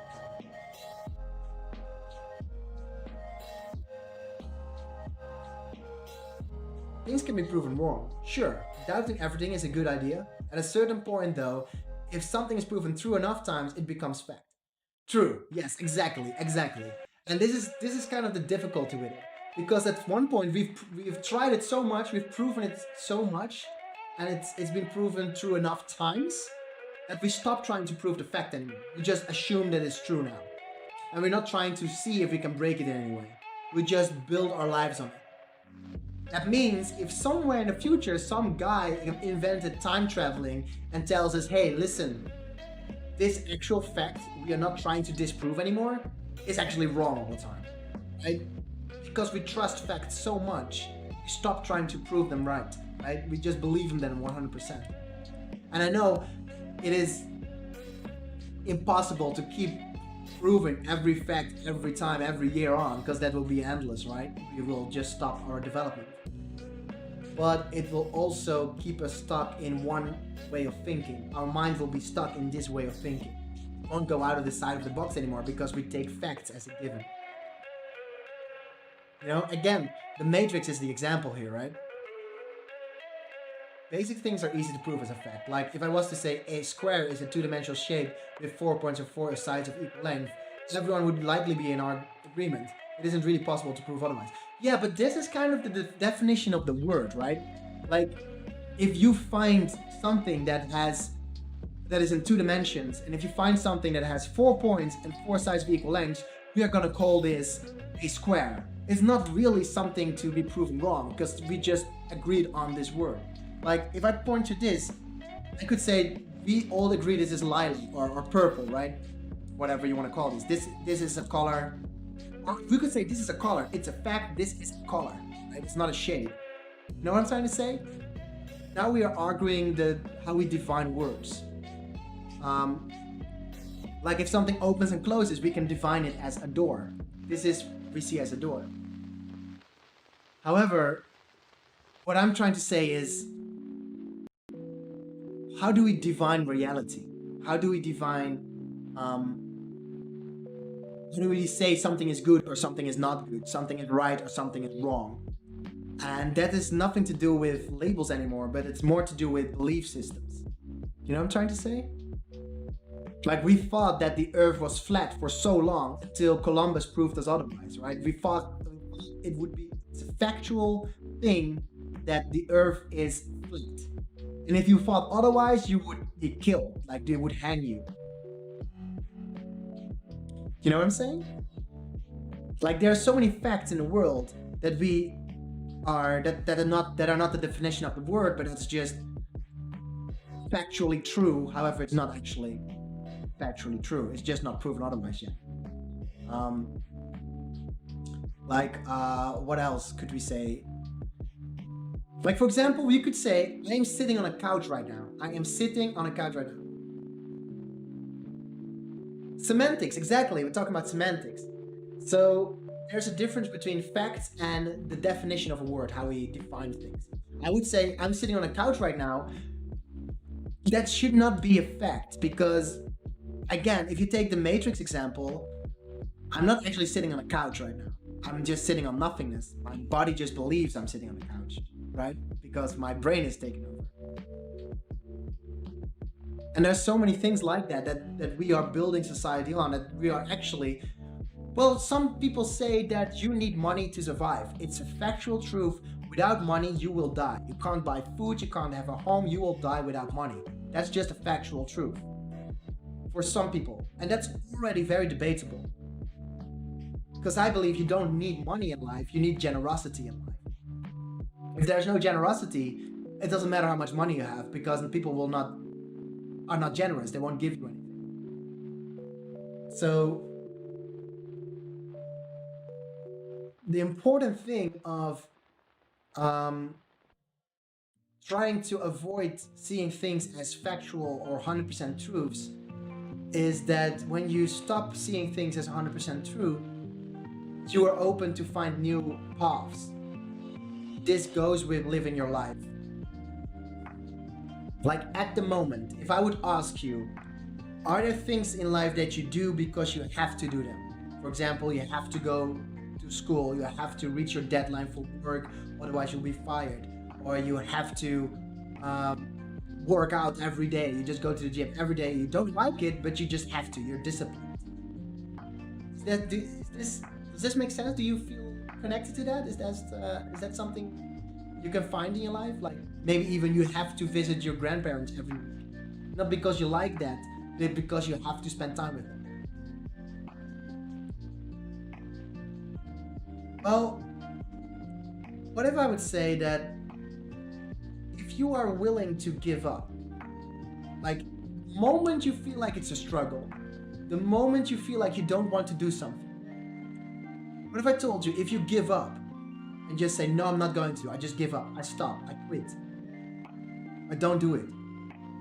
What if I told you you will open yourself up to a lot more possibilities? You open your horizon to find things that you like to do and that fits you to do.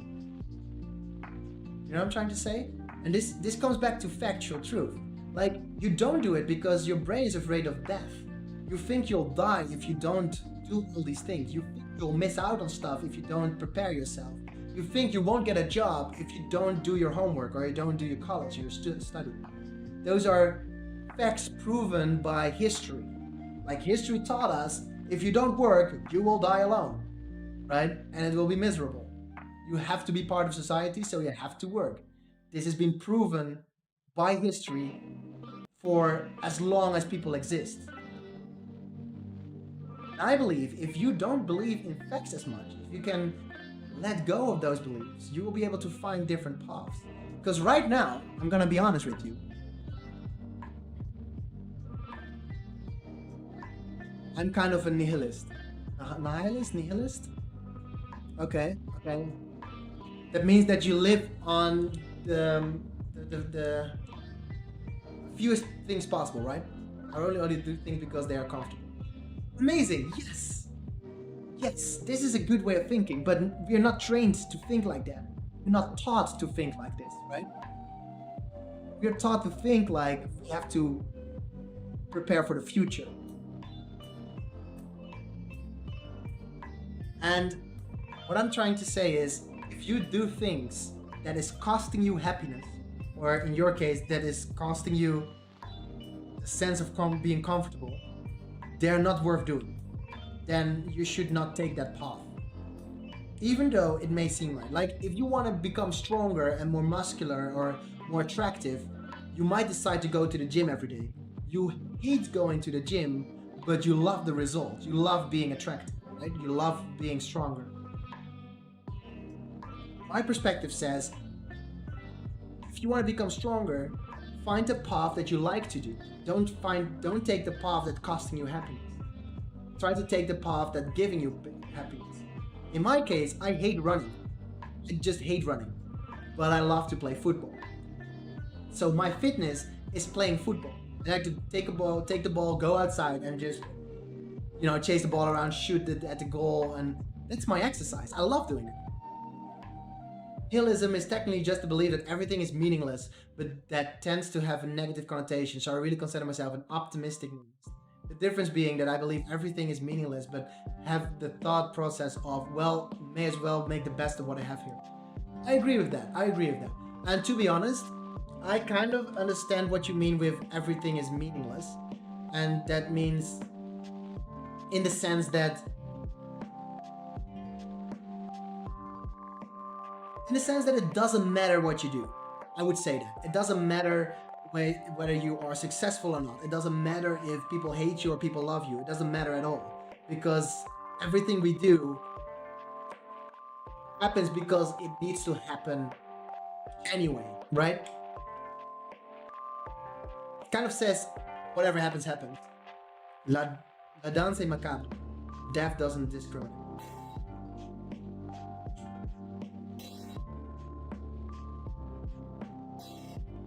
Death doesn't discriminate. Yeah.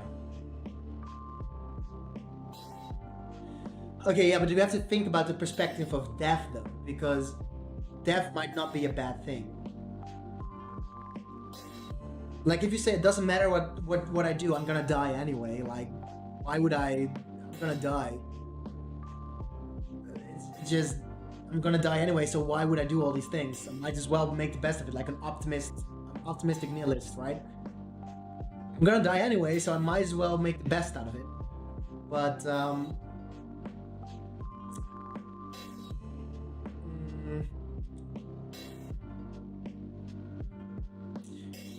okay. So what the advantage is of nihilism is taking away the fear of things.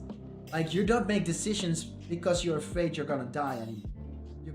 You're not gonna make decisions because of fear. You make decision because you like doing it. And that is a very good thing. However, finding purpose and finding meaning in life, that honestly doesn't seem all that bad, regardless of what comes after. It's not like I'm going to try to die or anything, but I no longer really can. I think that could be very healthy. It could be very healthy not to fear death anymore. Not in a way that you're gonna, do suicide and take your life, but in a way that fear is no longer in control of your decision making. I think that's very important. But I also think it's very important to find purpose or core value. Then I'm a pessimistic nihilist. What do you mean, type of guy? What do you mean with a pessimistic nihilist? Like that you want to kill yourself? That you don't care if you're alive?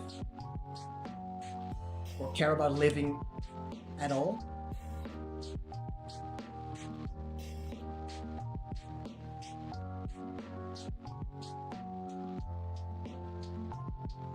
Because yeah, it's very dangerous talking about this if you don't have a very strong mindset, right?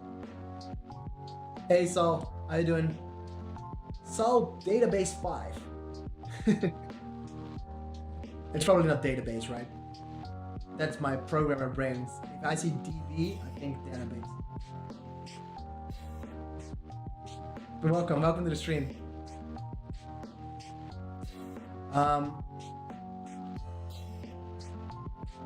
So yeah, the thing with purpose and passion and core value and meaning of life, the button.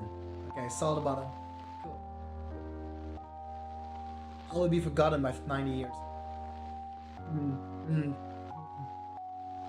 Alright, saw the button. Are you Dutch? Because could be Dutch. Saw the button. Maybe not. Maybe it's French. Saul de Dipot.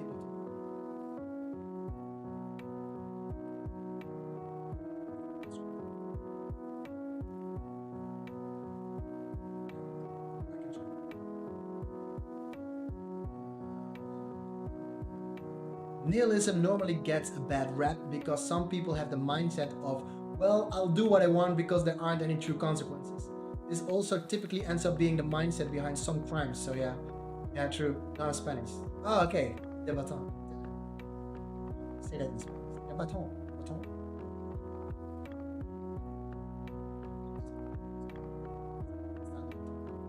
Okay.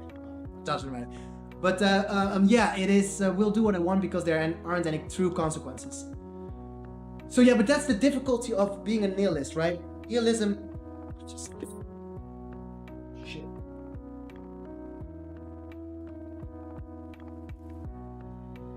Still works. That's the problem. Like I think not being afraid of death is a good thing, but that's what I said with self-development and personal growth. You have to find core value, and there are 6 categories where you can find true value, core value. And when you find your core value, you will find meaning in life, and you will live life. And there's a fine line you walk with nihilism that is so easy to follow. Yeah, exactly. That's true. That's very true. However, I do believe it's a good thing to find a way to find meaning in life, right? Because you can combine nihilism with the will to live or a purpose. So you have a purpose of life, however, you don't care about who does it. So you have a message you want to give to the world. For example, my message is what's my message? What is my message? My message is kind of break free of fear or breaking free of fear. That's my goal. I want people to break free of this sense of fear, fearing things. And how I combine nihilism in my life is that the messenger is not important, but the message is.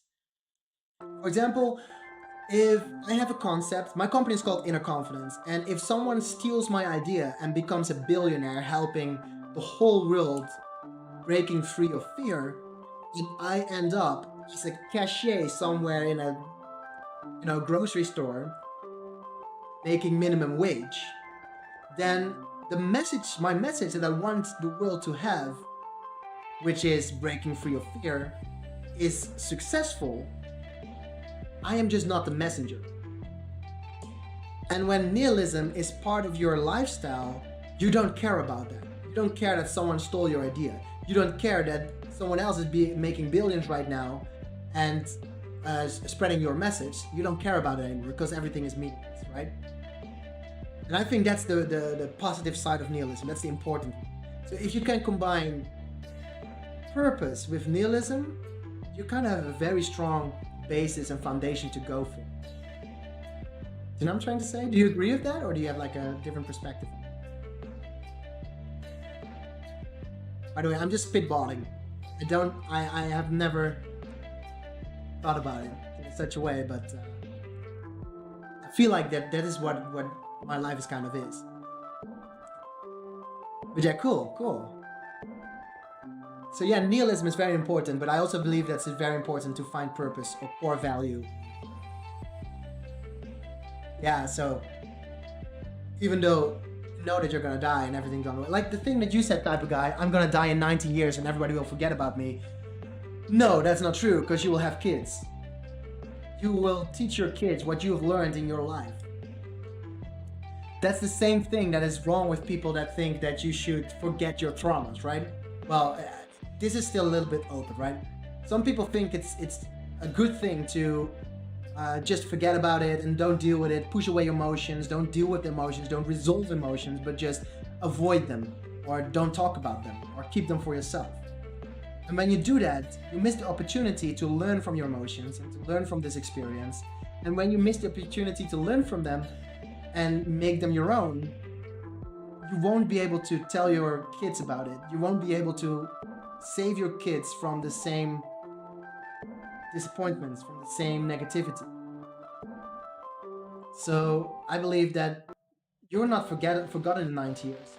You're preparing your children to grow even better, to convey their message in a way better way, to have a way more assertive life, to be more leaderships, to be more of a leader. So no, you won't be forgotten in 90 years. You will forever have an effect on the next life. Like my great grandfather, like he lived probably in the Middle Ages somewhere. He still has an effect on my life. His decisions made me the person I am. Because let's make it my grandfather first. My grandfather raised my mother, my dad, in a way, so she raised me in her way, and I raised my kids in that way, all connected to each other. Okay, so Ninetale says, the thing is that I'm also well aware that I will be forgotten later, but I don't really have a need to be remembered. Only message I really wanted to share is there are some things that people don't have control over, and it's not okay to discriminate as such. Yeah, I'm also aware that I will be forgotten. You know, being forgotten is such a thing. Like your actions in life, they will be forgotten. What you have been done, what you did, they will be forgotten. But the effects, they will never be gone. Like the effects of what you do, of your actions, the results of your actions, the impact of your actions, they will go through centuries. They will never be forgotten.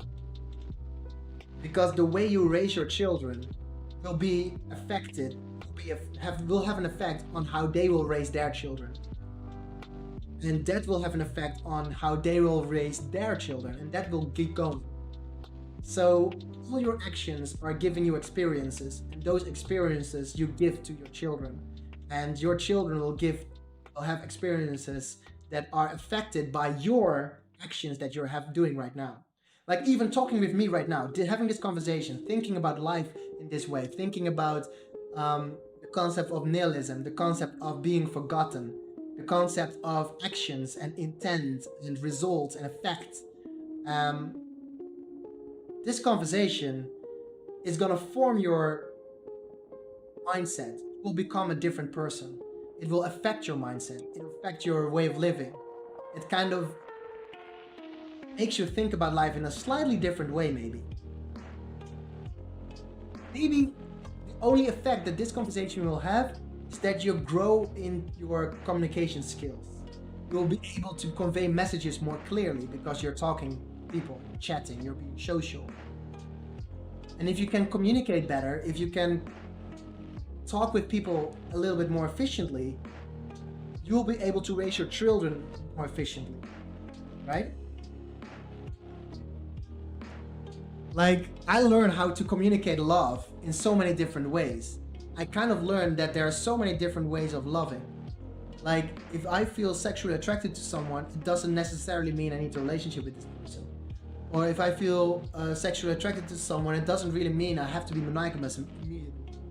Maybe it could be polygamy.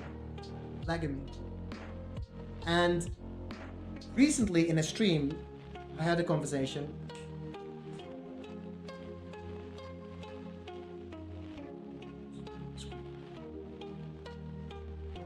Also, I'm asexual. It's like bisexual, but in reverse. Lack of sexual interest in any gender. As well as homoromantic. Romantic interest is interest in people of the same gender, girls in this case. And this kind of leads to me not to really having kids. Plus, I honestly don't really like children. Okay. Then put it this way. You don't... even though we mentioned kids right now, you are influencing me as well. You just explained what asexuality is to me. So you have an impact on my mindset. And it may seem very, very difficult to understand and just completely odds off, but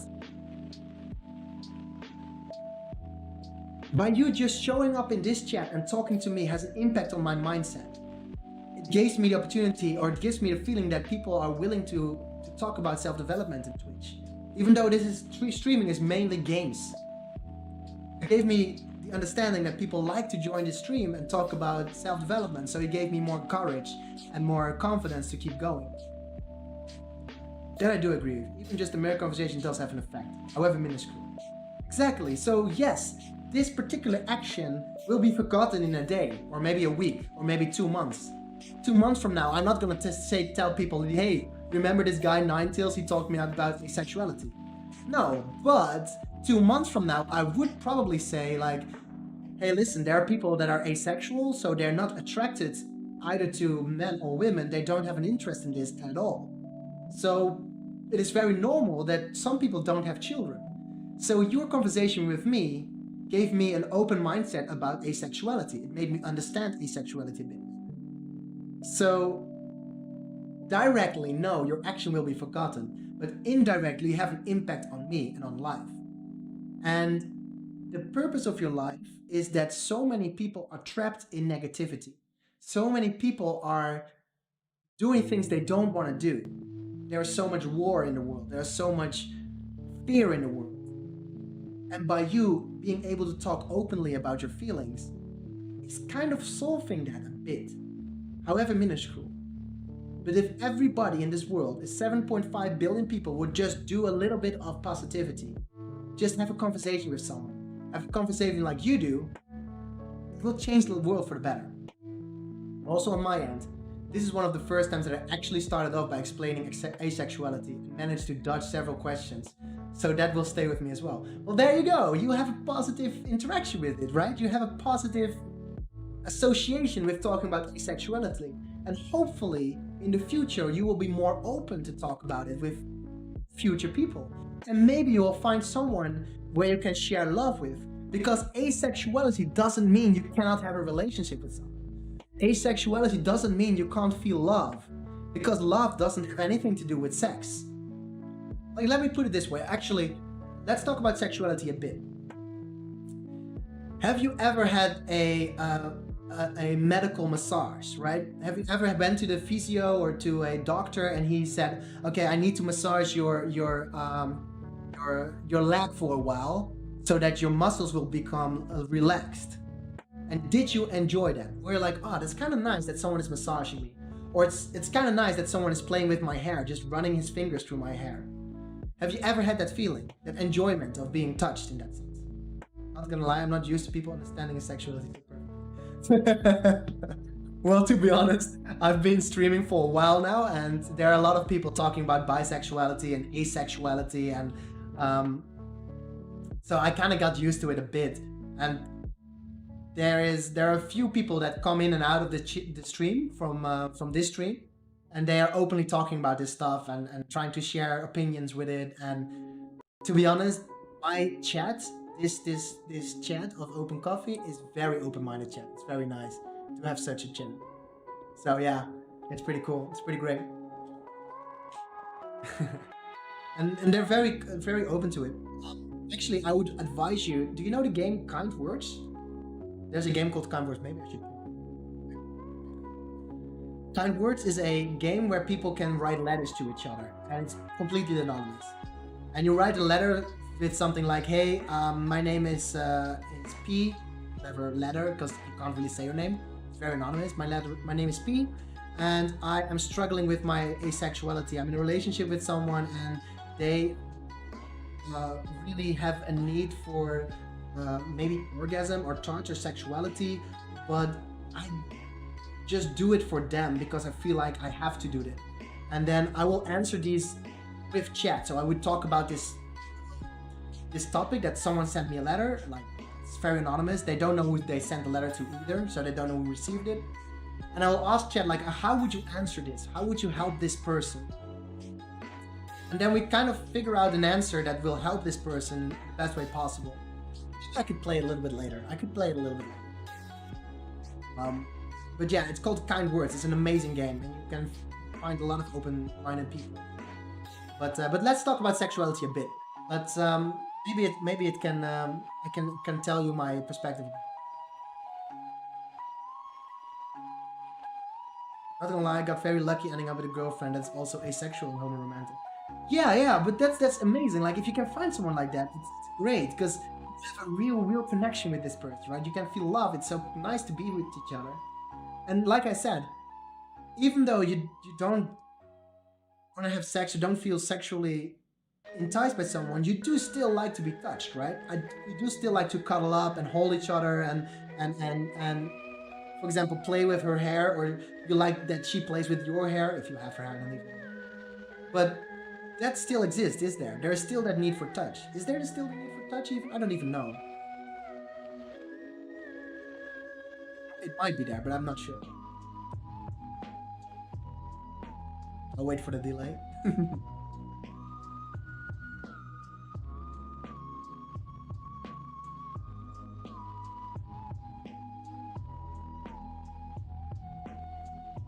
But that might be more so because we...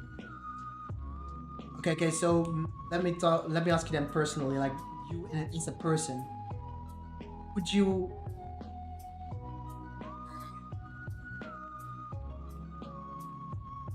How do I say this?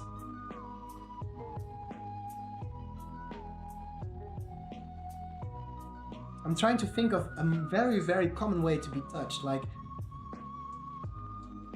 I don't mean sexually touched, I just mean... I don't know if you're in the relationship and we haven't even done something like a hug or hold hands.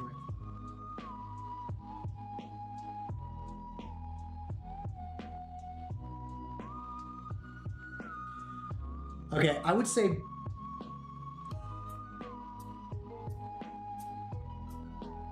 Okay, so... Let me... This is difficult for me because I don't think you're doing anything wrong, right? I don't think... Okay, I'm gonna tell you a little bit about the perspective, like how I see the world, right? And you may see the world differently.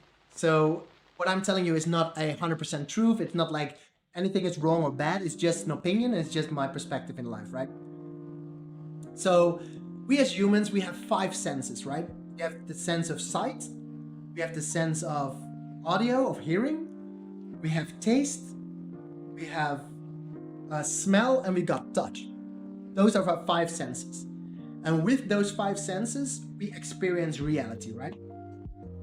And in this day and age, we are only developing our sense of sight and our sense of hearing. Like we listen to music and we watch TV.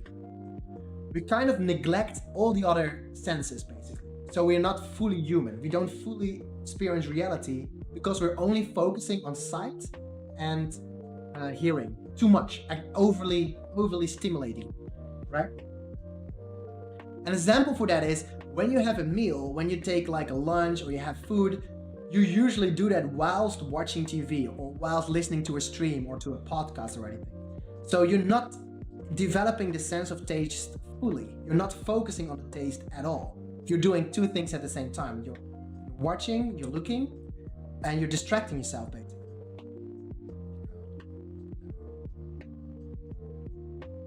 Sorry to change the topic. Have you heard of synesthesia? I haven't actually. What is synesthesia? But yeah, you can. We can talk about that too. Let me finish real quickly then, because that's what I'm saying.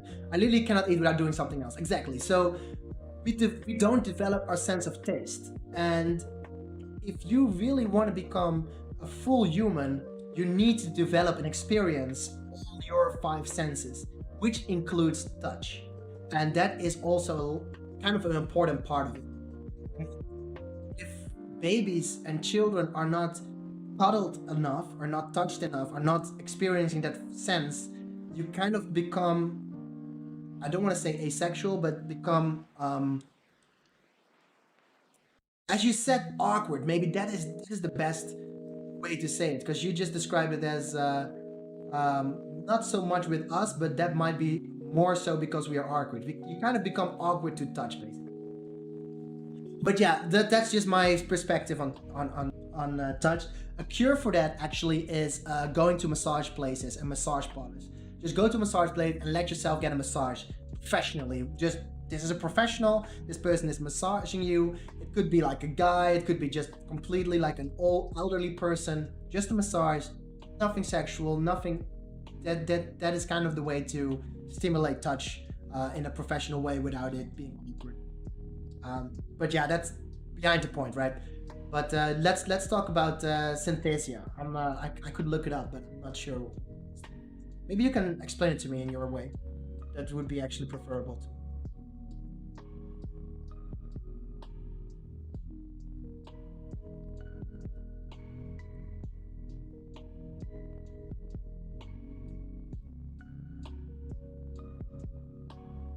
Second, I have to fix stuff.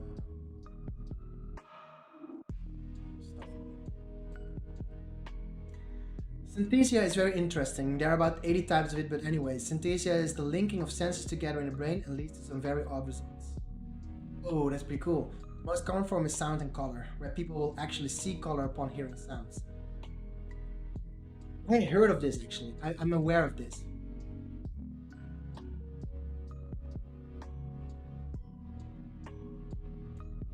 Trying to do it, but I think it's possible. I think people could do it, and I don't think it's something only certain type of people can do. But I feel like it is something we humans actually can do. I think that should be a good thing. Sound color. People actually see colors. It's also with smells. That's maybe because it's associated with the thing you see. Like if I smell lavender, I think purple, right? When I smell bacon, I think red. When I smell grass, I think green, but that's probably not the same. One of the least common is lexical gustatory word taste, where upon hearing or reading the word, the person will taste it. Yeah, but there cannot be like if I say bacon, you probably taste bacon, but You probably mean that when you say TV, you'll actually taste TV or taste something.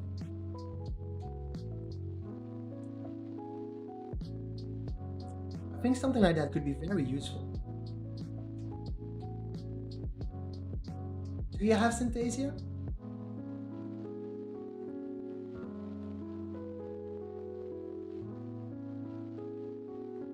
Synthesia?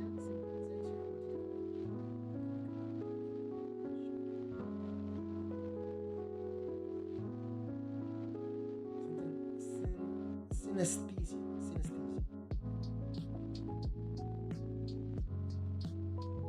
Sort of. That's the function of the parental lobe of the brain. It links some of your senses together to help give you a better understanding of the world, like you said.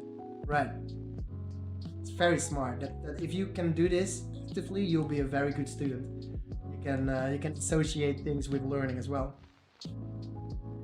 Synesthesia have far more activity in that part of the brain.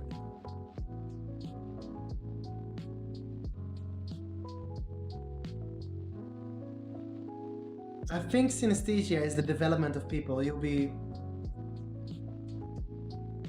be better person, I would say. Dude, would you like to be in a podcast with me? Like basically we're doing it already, but actual podcast. So webcam, microphone, talking about theory and stuff like that, and we'll pick a subject and we'll talk about that subject. Would you like that? Would you be interested in stuff like that?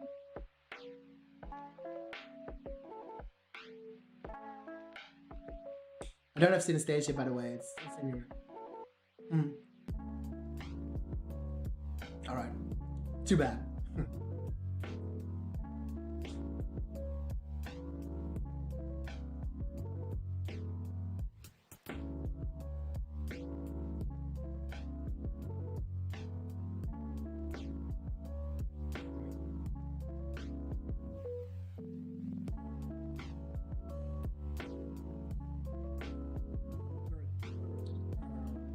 Quickly do this.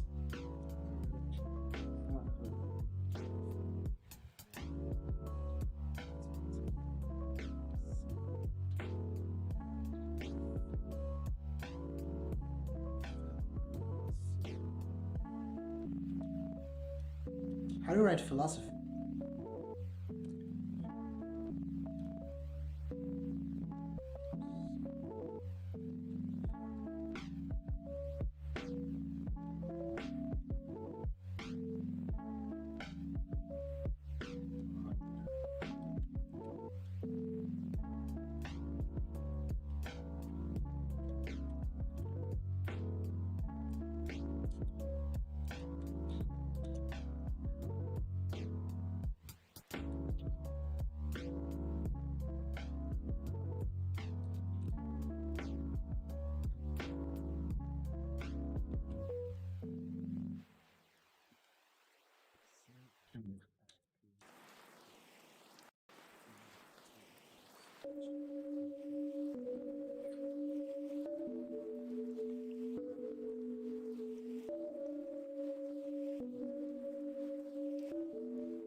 All right.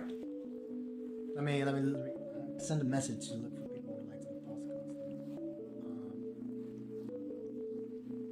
With the word taste version, it's consistent and usually loosely based. For example, one woman recorded tasting Dutch chocolate in association with the word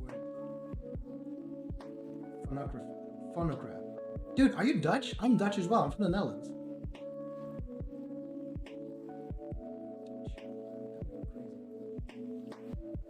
Phonograph.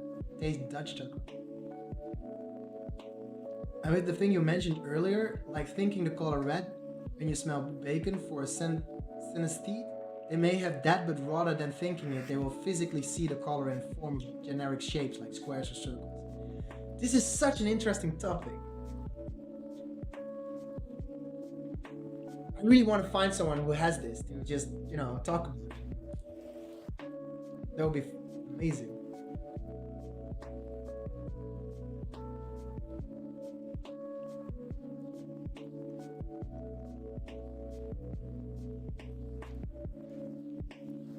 It's pretty cool. Oh, really? but that's like if you have that, right? If you have sound color synesthesia, then every music could be amazing. So does it also depends on if you play like good music, you have brighter colors, and if you play bad music, you don't have enough colors, something like that. Three examples of famous people are Kanye West and Billie Eilish. Whoa, that is actually pretty interesting.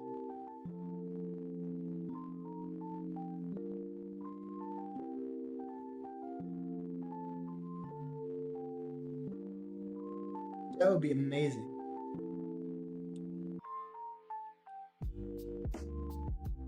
But I think we all have this capability if we just, learn how to activate it. I think we all can be uh, synesthesia. Have synesthesia. Think so. Just train it. Like if you meditate on it or something. Spiritual. Are you spiritual, by the way?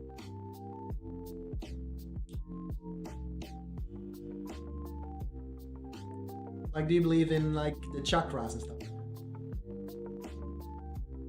Actually, I got a friend who can see auras. He can kind of see whether I'm red or orange or blue or whatever color he can see. A certain stage of my life. It's pretty sick.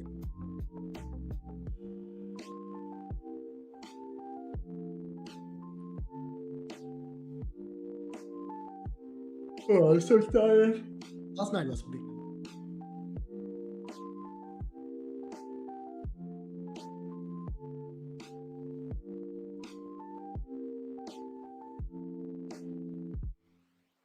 Yeah.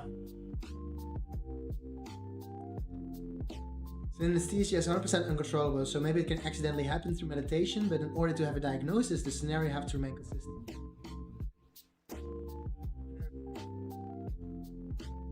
Right.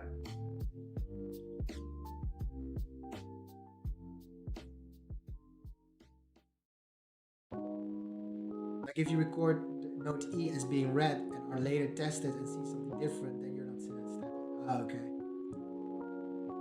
Ah, okay. I think what holds us back the most, I believe, is that um,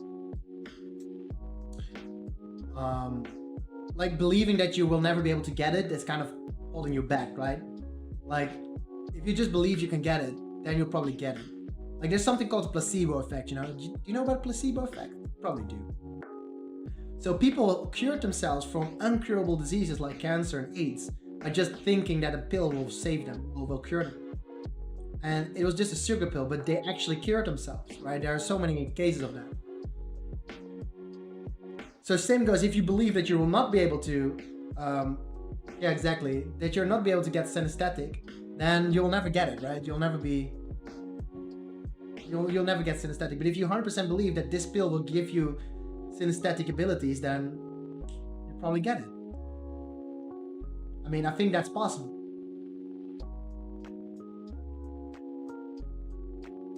It's also called the growth mindset, by the way. If you have a growth mindset, you believe in opportunities. You believe that you can grow and you can achieve anything. If you have a fixed mindset, you don't believe that you're stuck.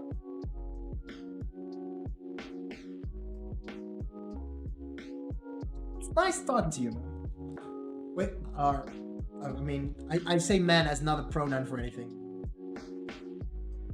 Could be a girl, right? I like talking to you.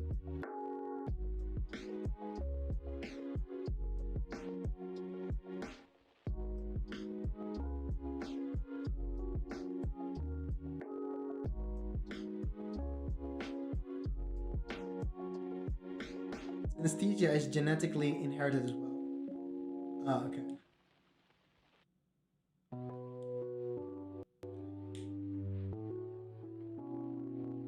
Okay.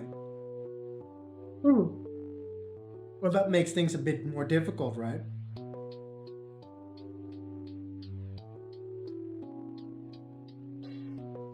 Makes things, but still, like again, AIDS and cancer is also known to be It only rarely appears later in life since your entire brain would need to be. But that's not a 0% chance. Exactly, there's no 0% chance, and that's what I'm going for. I'll be that lucky person of that 0.001% that rewires in the brain. I think so. I think that will be it.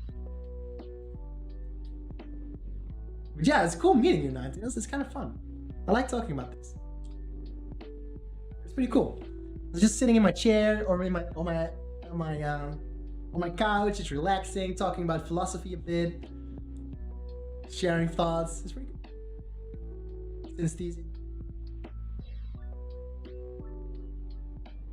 Well, I might be able. I might use the DMT, or what's it called, ayahuasca. No, DMT. I think I might use DMT. It's kind of depending on situation, because I'm not sure if the person still has it.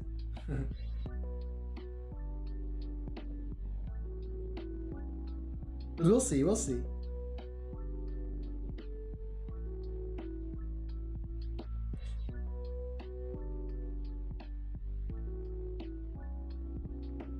But yeah, I'll be curious. I'll be curious.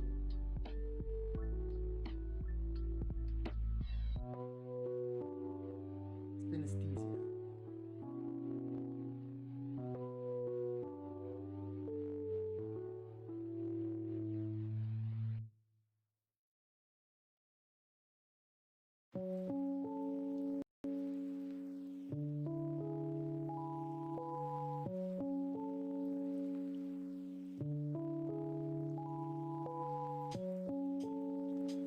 All right.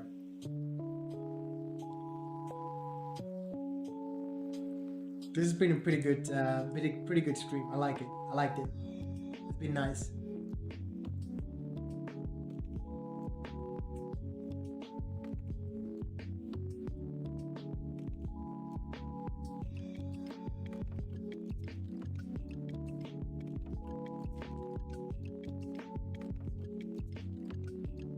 Oh,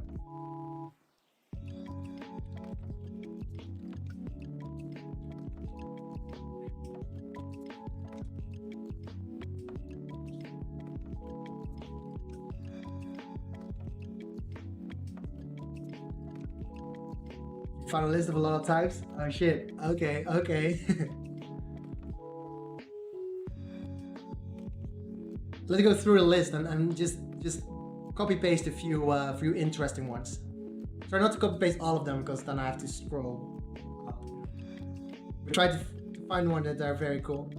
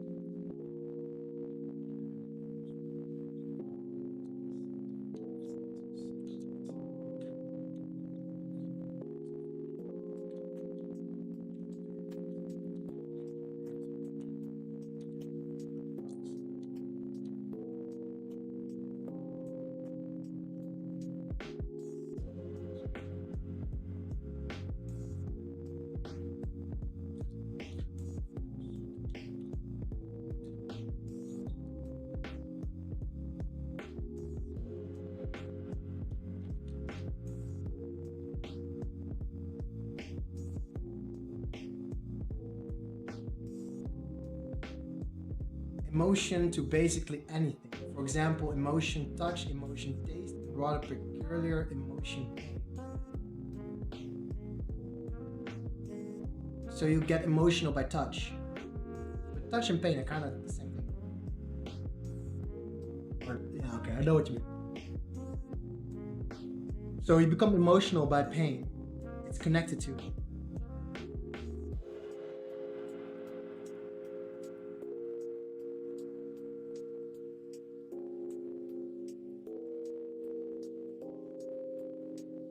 Oh, feeling emotion causes pain.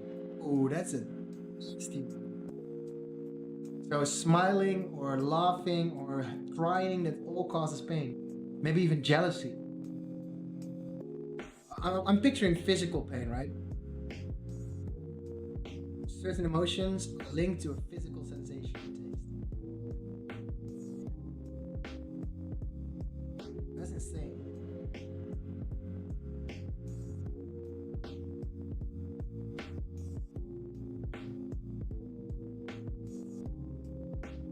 Emotions that are linked to a sensation or taste. It's pretty impressive. Like you might get sad for a moment and taste something. We might get happy and taste something sweet.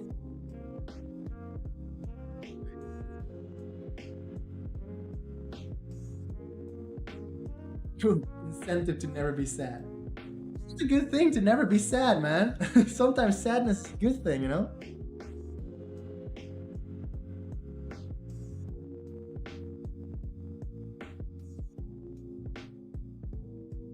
Something better. It does give another expect like this is the thing with exploring your five senses, kind of what we just talked about. If you get to develop all your senses equally paced and not over stimulate all the others, one or the other, maybe we get to be in in that kind of state of mind that we feel like everything with senses, right? We have connection to all of it.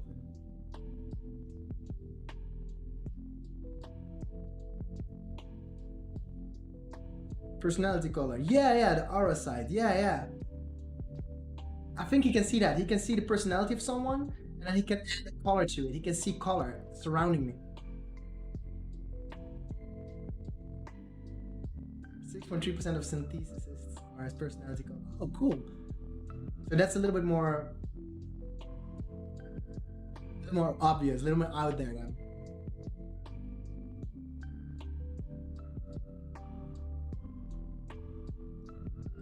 One out of 3,000 people synesthetes.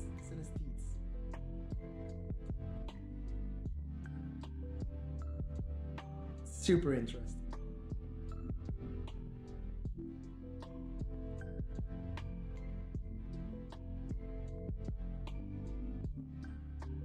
That's actually pretty crazy.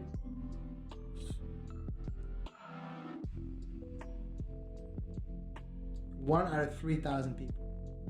That's still a lot of people, actually. There are 7.5 billion people here, right?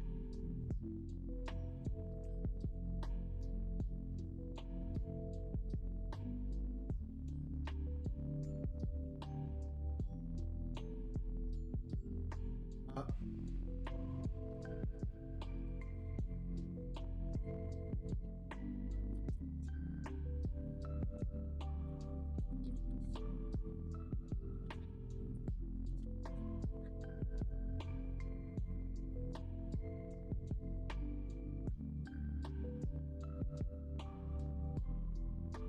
65.1% of syntheses are grapheme color. In other words, they always see certain letters or numbers with a certain color. This is so cool. Maybe it's not actually that useful. They always see certain letters or numbers as certain colors. That might not be. Yeah, that could be very annoying actually.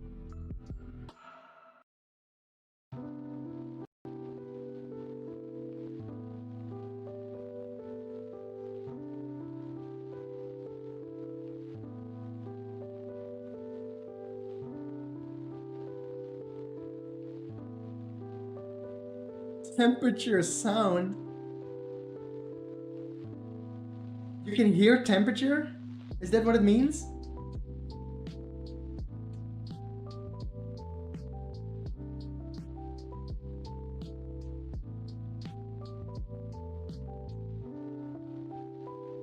Maybe I have that because I sometimes hear a buzz like for no reason. Or maybe that's just because I have like 14 devices around me, always burning and on.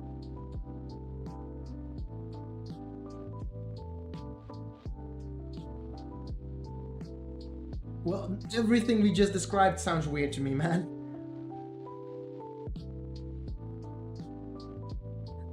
Girl, I'm sorry. The ability to hear temperatures would be so weird.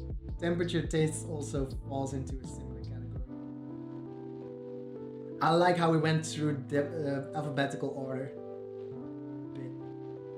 Like emotion, and then we talked about personality and color. Then get to T. We're almost at Z.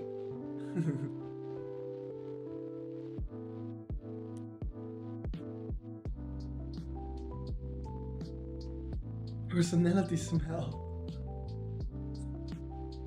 I definitely have that.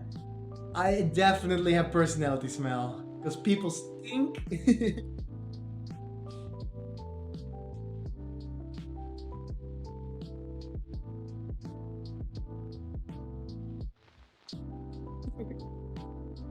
Personality smell. Yeah, you literally just smell some people's personality. Oh god. What have we been going to?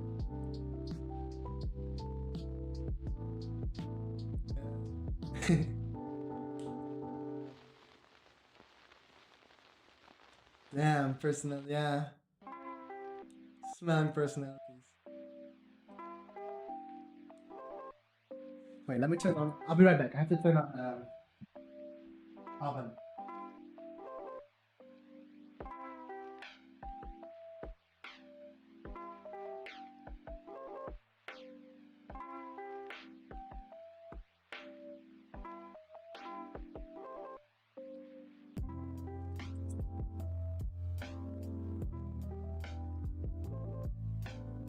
Gonna make this bring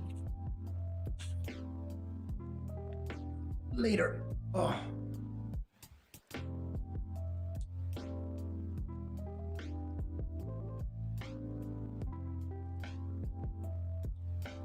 You literally just smell some people's person. True. This is a fun stream, man. I like to talk to you. It's kind of crazy. I like it. Like yesterday or Friday, I didn't have a good stream at all. Wasn't a very fun stream, but today is a good stream. Normally I play kind words right now and we'll just go play the game, but it's not necessary. Have a good conversation.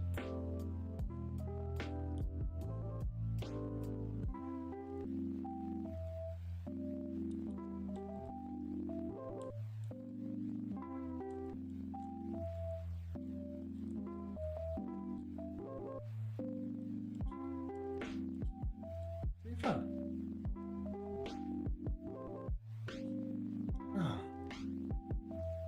Yeah, this is a great stream. I think we have a lot of things we can take away from this.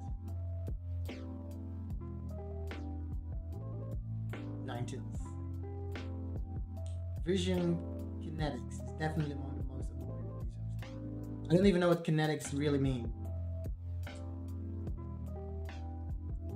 Kinetics is like touch kind of things.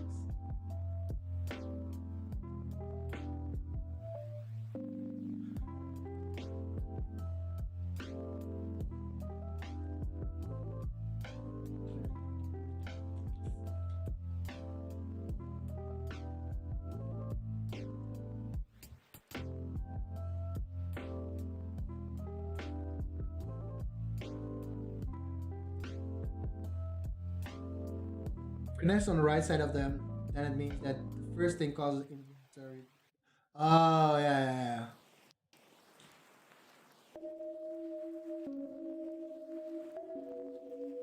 Kinetics is involuntary movements.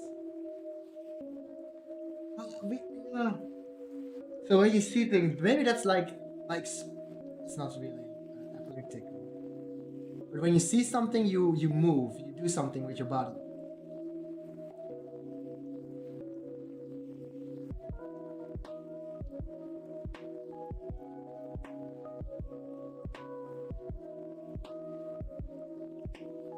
Seems very interesting.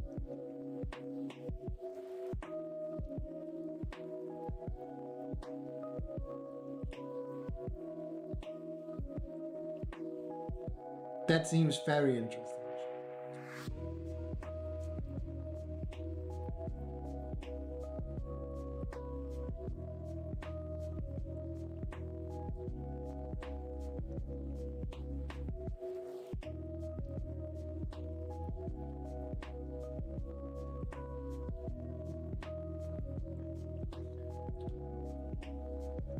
I found someone, yay!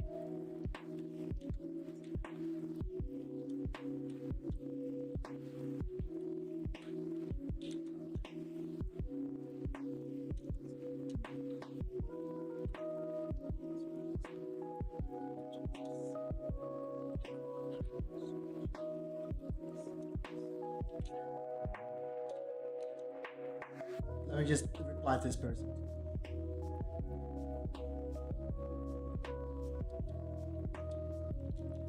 Jesus.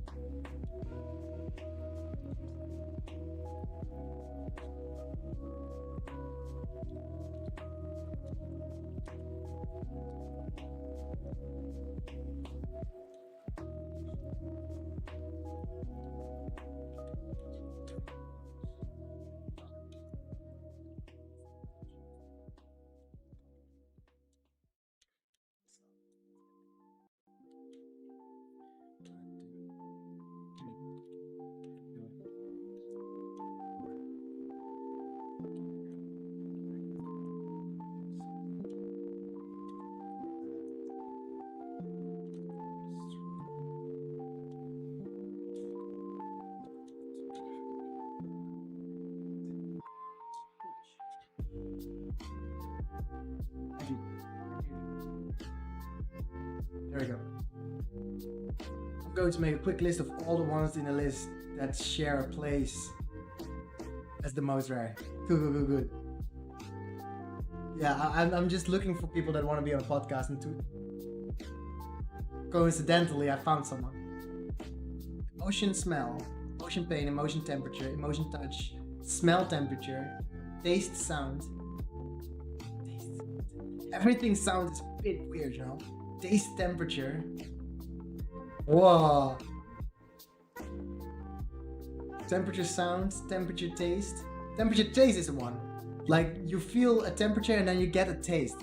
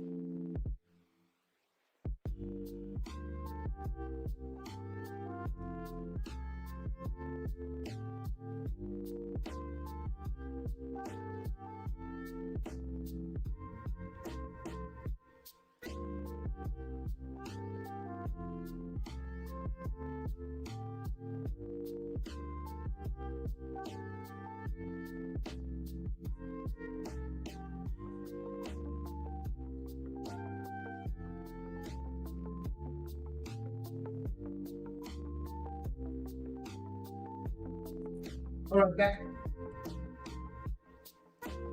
But yeah, everything with temperature it seems a little bit weird. But vision kinetics, that's one. That one seems a very difficult one.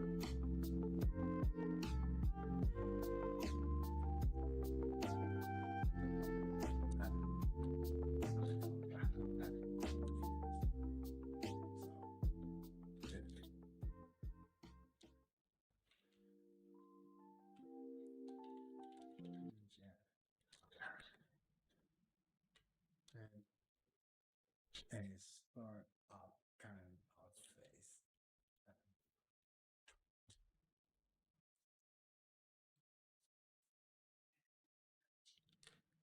Tuesday.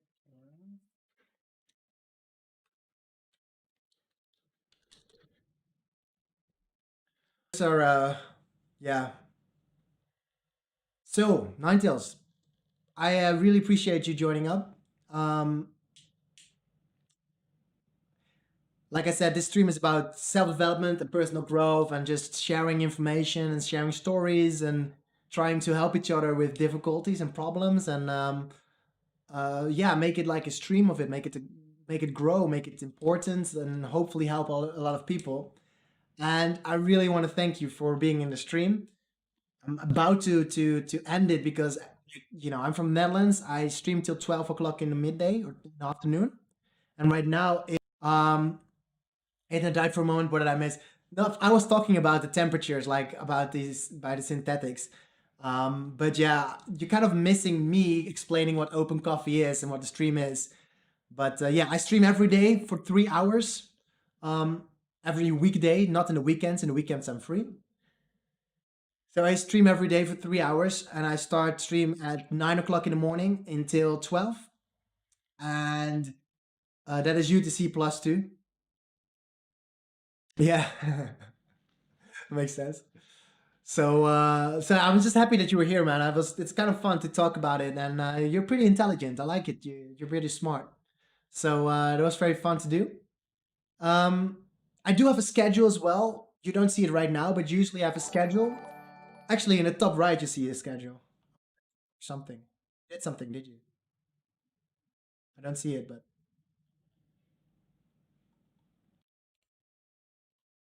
oh, you've left a follow. Thank you for the follow. I can't tell the difference yet. I have to.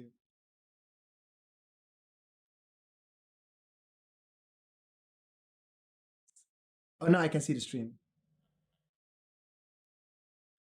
But yeah, thank you for the follow. So yeah, I advise you, or I would like it if you come back again and we can talk about it again. But yeah, my time zone is UTC plus two, and on the top right of your screen you can see. Oh, dude. Okay, so you're from America, then, are you? Are you? You're -6. You're from New York area, I would say. Ish. So it's pretty lucky that I found you because normally you wouldn't be able to reach me.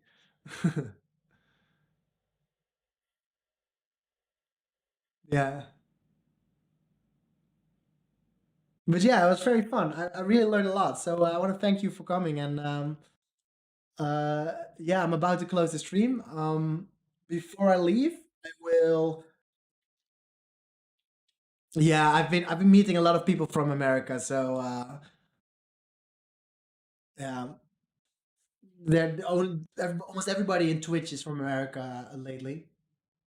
Wait, why did my music stop? Music, don't stop.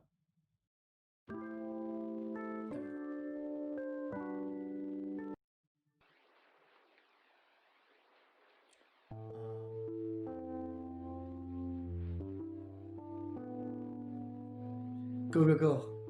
There's someone else from New York actually who comes often to the stream. Actually, oh, no, no, she's from California. No.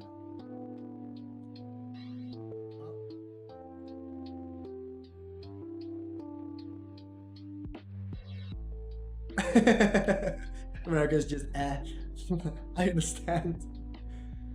You can move to Europe. Europe is fun. We don't have any problems, but Canada is pretty good too, actually. But I mean, Canada is pretty decent, I believe. Yeah. But yeah, it was fun meeting you, man. It was fun meeting you. Maybe we can have a chat again. Maybe I see you next week. So it will be 6, 5, 4. It will be 3 o'clock in the morning for you when I come live. But yeah, get some sleep, man. Get some rest. And yeah, it has been fun meeting you. Thank you for the follow. We can talk about more about self-development and stuff. All right. So yeah.